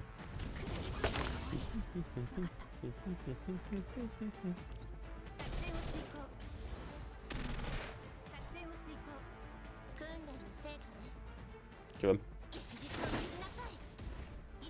Bang. A thunderous explosion erupts from the other side of the call. Inessa doesn't linger. She switches on her comms to another channel while keeping a gun-wielding hand raised and steady. Breach now. Get Nikita out. Detain the rest of Mangi security personnel. One's missing? Something nudges the weapon. Inessa glances down, then presses the gun hard against its target. Doesn't matter. Leave the search for later. First, get Nikita out. She hangs up. Inessa squats down, moving the muzzle of a gun from David's forehead to under his chin. What were you shouting about just now? Hoping Nikita would come to your rescue? Inessa yanks out the gag from his mouth. Crazy bitch, who the hell are you? Think carefully before you speak. You call me crazy? You're not much better yourself. You have dots in them, don't you? What the hell are you talking about? I don't understand a damn thing. That's okay. I just wanted to take a look at something. Do you know this girl? Inessa pulls a photo and holds it in front of him. The moment he sees the photo, he visibly panics and averts his gaze. No, I don't know. I've never seen her. That's right. I've never seen her. Inessa shoots him in the foot. Inessa grabs his hair, forcing him to look her in the eye. Never seen her? Want me to help you jolt your memory? I haven't seen her. Talk straight, and I might leave your corpse intact. Inessa finds another shot. This one's grazing Davis' thigh. He screams in agony. Don't delude yourself into that anyone's coming to save you. To your company, you're trash. Actually, no. Trash at least has recycling value. You don't even have that. So I'll ask you again. Have you seen this girl? I haven't. No, wait. I have seen her. Dave's expression goes blank. His terror transforms into mania. I've seen her, but it wasn't a person. It was a doll. That looked just like her. What I killed was a doll. It was a doll. So it didn't really count as killing, right? Disassembled? Damaged? Destroyed? Anyway, I did nothing. What it destroyed was a doll. Beneath her sleeve, veins bulging along Inesa's arm. She takes a deep breath and steadies her voice. Tell me, why did you destroy her? Why? Because she was a doll. Why the hell should a real, superior, dignified human like me have to escort a lowly, filthy doll? Dolls may look like little girls, but they're crafty. She saw me taking drugs. She saw me stealing cargo.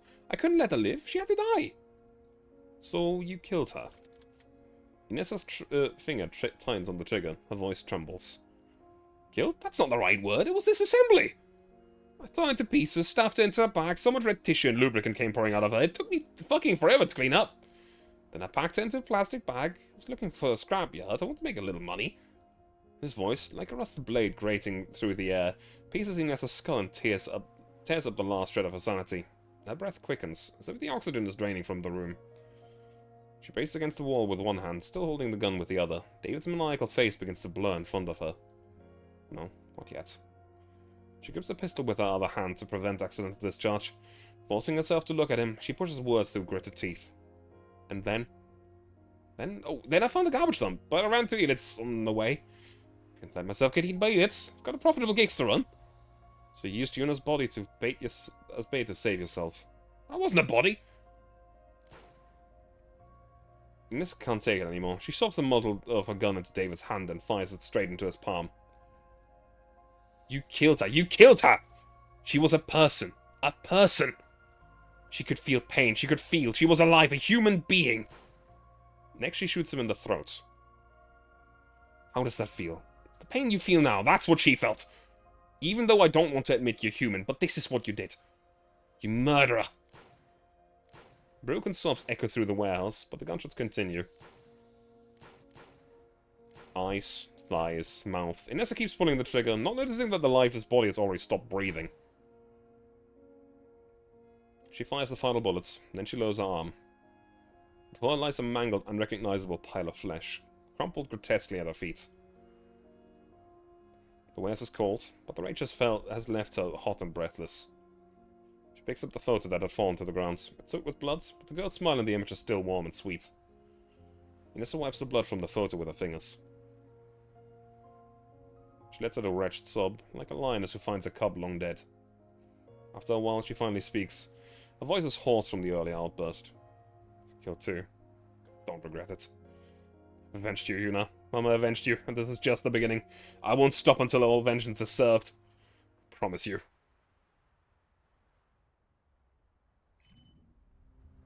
He's extremely dissatisfied. This operation yielded no usable intel, and we lost the research facility for nothing. Worse yet, the Public Security Administration is now watching us. What do you intend to do about this? Please don't worry, we'll take full responsibility. Our interests are aligned with the Gerard groups. Aligned? Are you just greedy for more? So many simple missions ended in failure. Aren't we right to suspect your loyalty? You're joking. Where's the evidence of divided loyalty? Since the UNC government dispatched the chairman to oversee Odessa, their policies have clearly aimed to strip us of control. You've certainly profited from those changes, haven't you? I don't know about business, but the message I've received from above is clear. We fully support your group's actions. Fully support or fully obstruct? Maybe someone else is doing the obstructing. What do you mean? It fears the power of the Gerard group. That's a bold and dangerous accusation. You're leading the third-generation doll technology, standing at the forefront of the era, and those who stick their necks out often have guns pointed at them. If your group insists on forcing your way into the Project Coronal Hole, you'll attract even more attention. Including yours. Carmen lets out a sigh. Actually, just before the conference call, I got the General Manager's approval. We'll bypass the terms and conditions of Project Coronal Hole and begin synchronizing VSK's 94's data to your group going forward to support your R&D plans.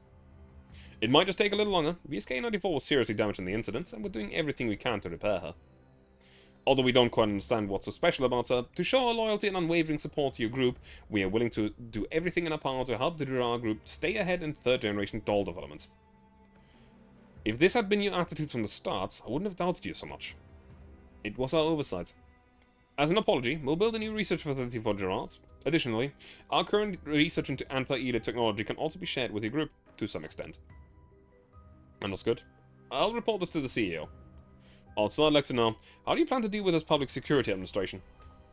We found a scapegoat. Handing him over to the authorities should suffice. You can rest easy on that matter. In a few days, you'll see the result on the news. Alright, we'll await your updates. Let's leave it here for today. Goodbye. Transmission terminated. Cameron turns to look at the subordinate. How's the David situation being handled? All the materials have been compiled. I'll forward them to Miss Inessa shortly. Good. Smuggling illicit drugs, unauthorized access, triggering a mech ride, killing an important bargaining chip. That man has outlived his usefulness. Dead men tell no tales. But we may lose a grip on Miss Inessa. Didn't we agree to let her meet her daughter after the mission? You mean... Carmen swirls a wine glass. The deep red liquid casts a somber hue across everything. Once the mission is over, let her meet her daughter. In other words, kill her.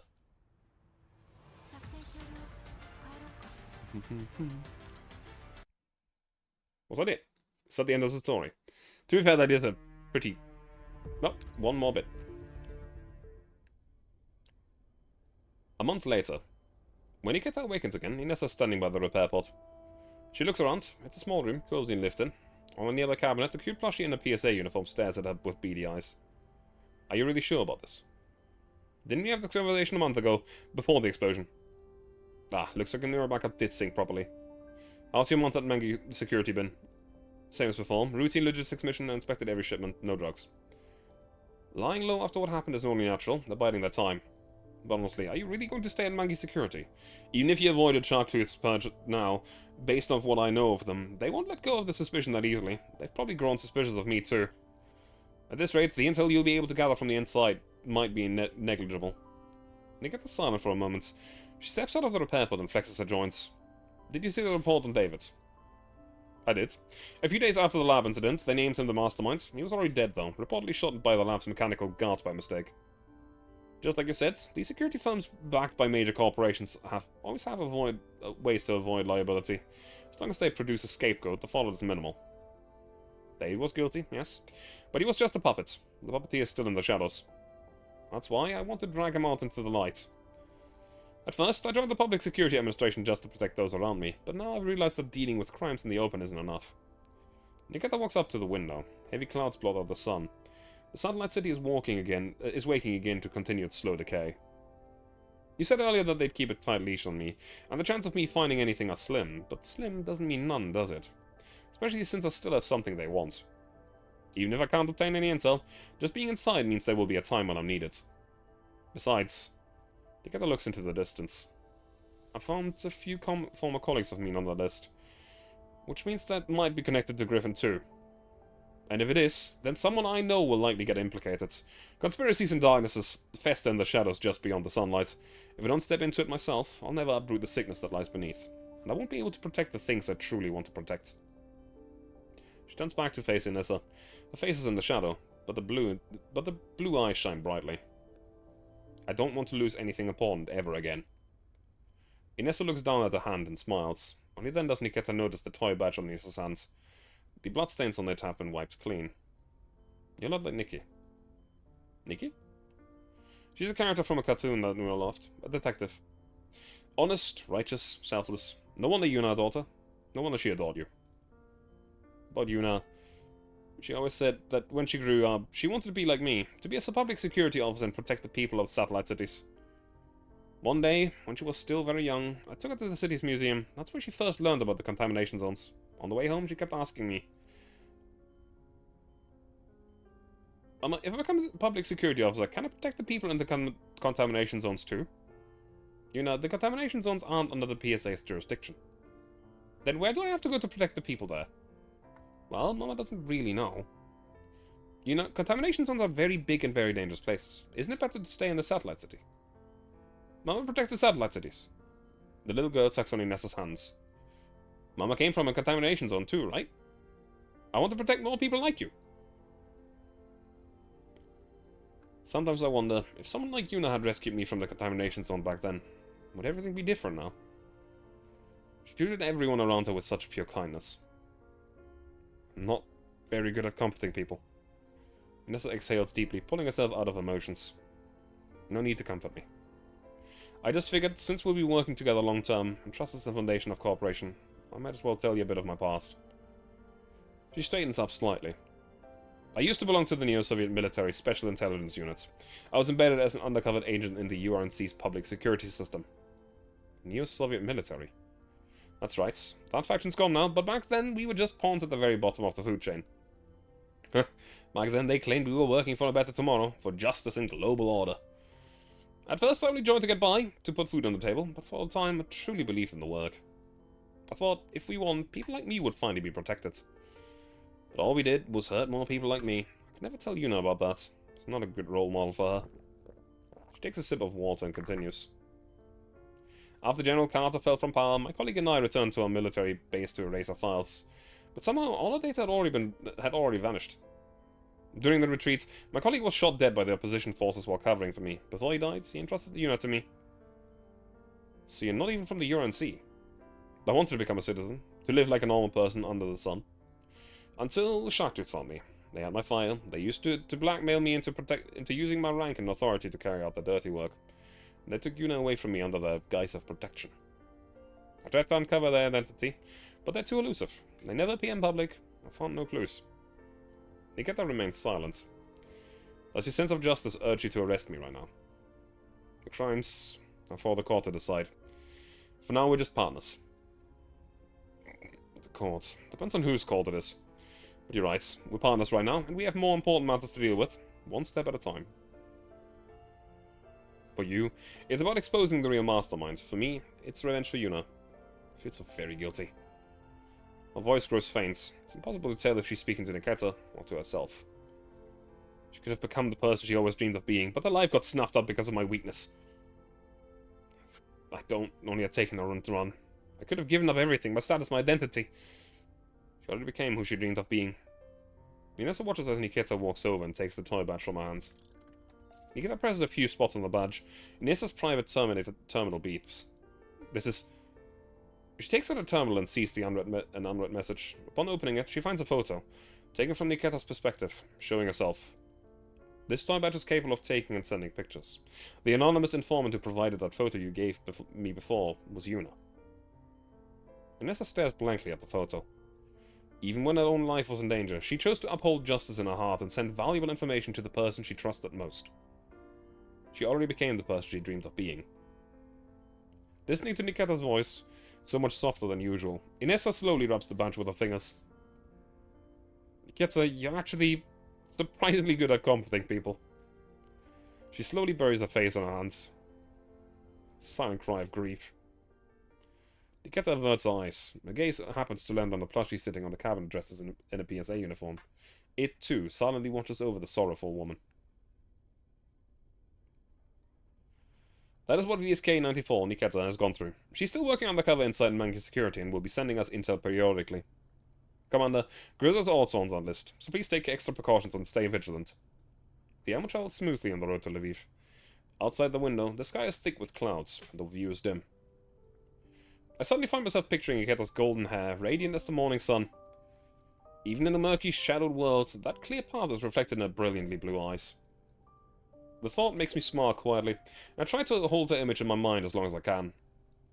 Alright, Colin, I understand. By the way, Nikita asked me to pass along a message to you. What is it?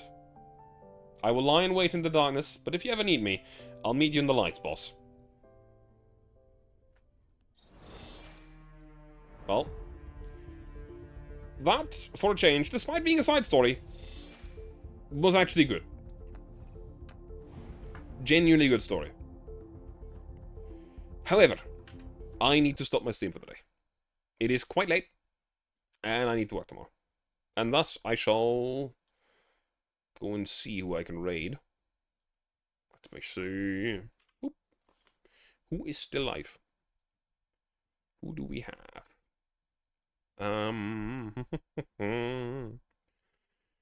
I must send you over to... Let me send you over to Lapin, who's playing Guilty Gear. Yeah, that seems fine. I'm gonna send you to Lapin, the nerd. I don't... Well, I have played Guilty Gear a little bit with Lapin, but I don't know much about it. At all. I'm very bad at the game. Anyway, I'm gonna send you there, and I'll be back tomorrow with something with Sleepers. Actually, maybe not. I'll have to ask him. He might be busy with something very important. So, yeah. I'll see. Either we're playing something with Sleepers tomorrow, which will probably be the same that we've been playing for the past week or two, which is Gates of Hell, or we don't, and I'll play something else. We'll see. Anyway, have a good night. Thank you very much for being here. Bye-bye.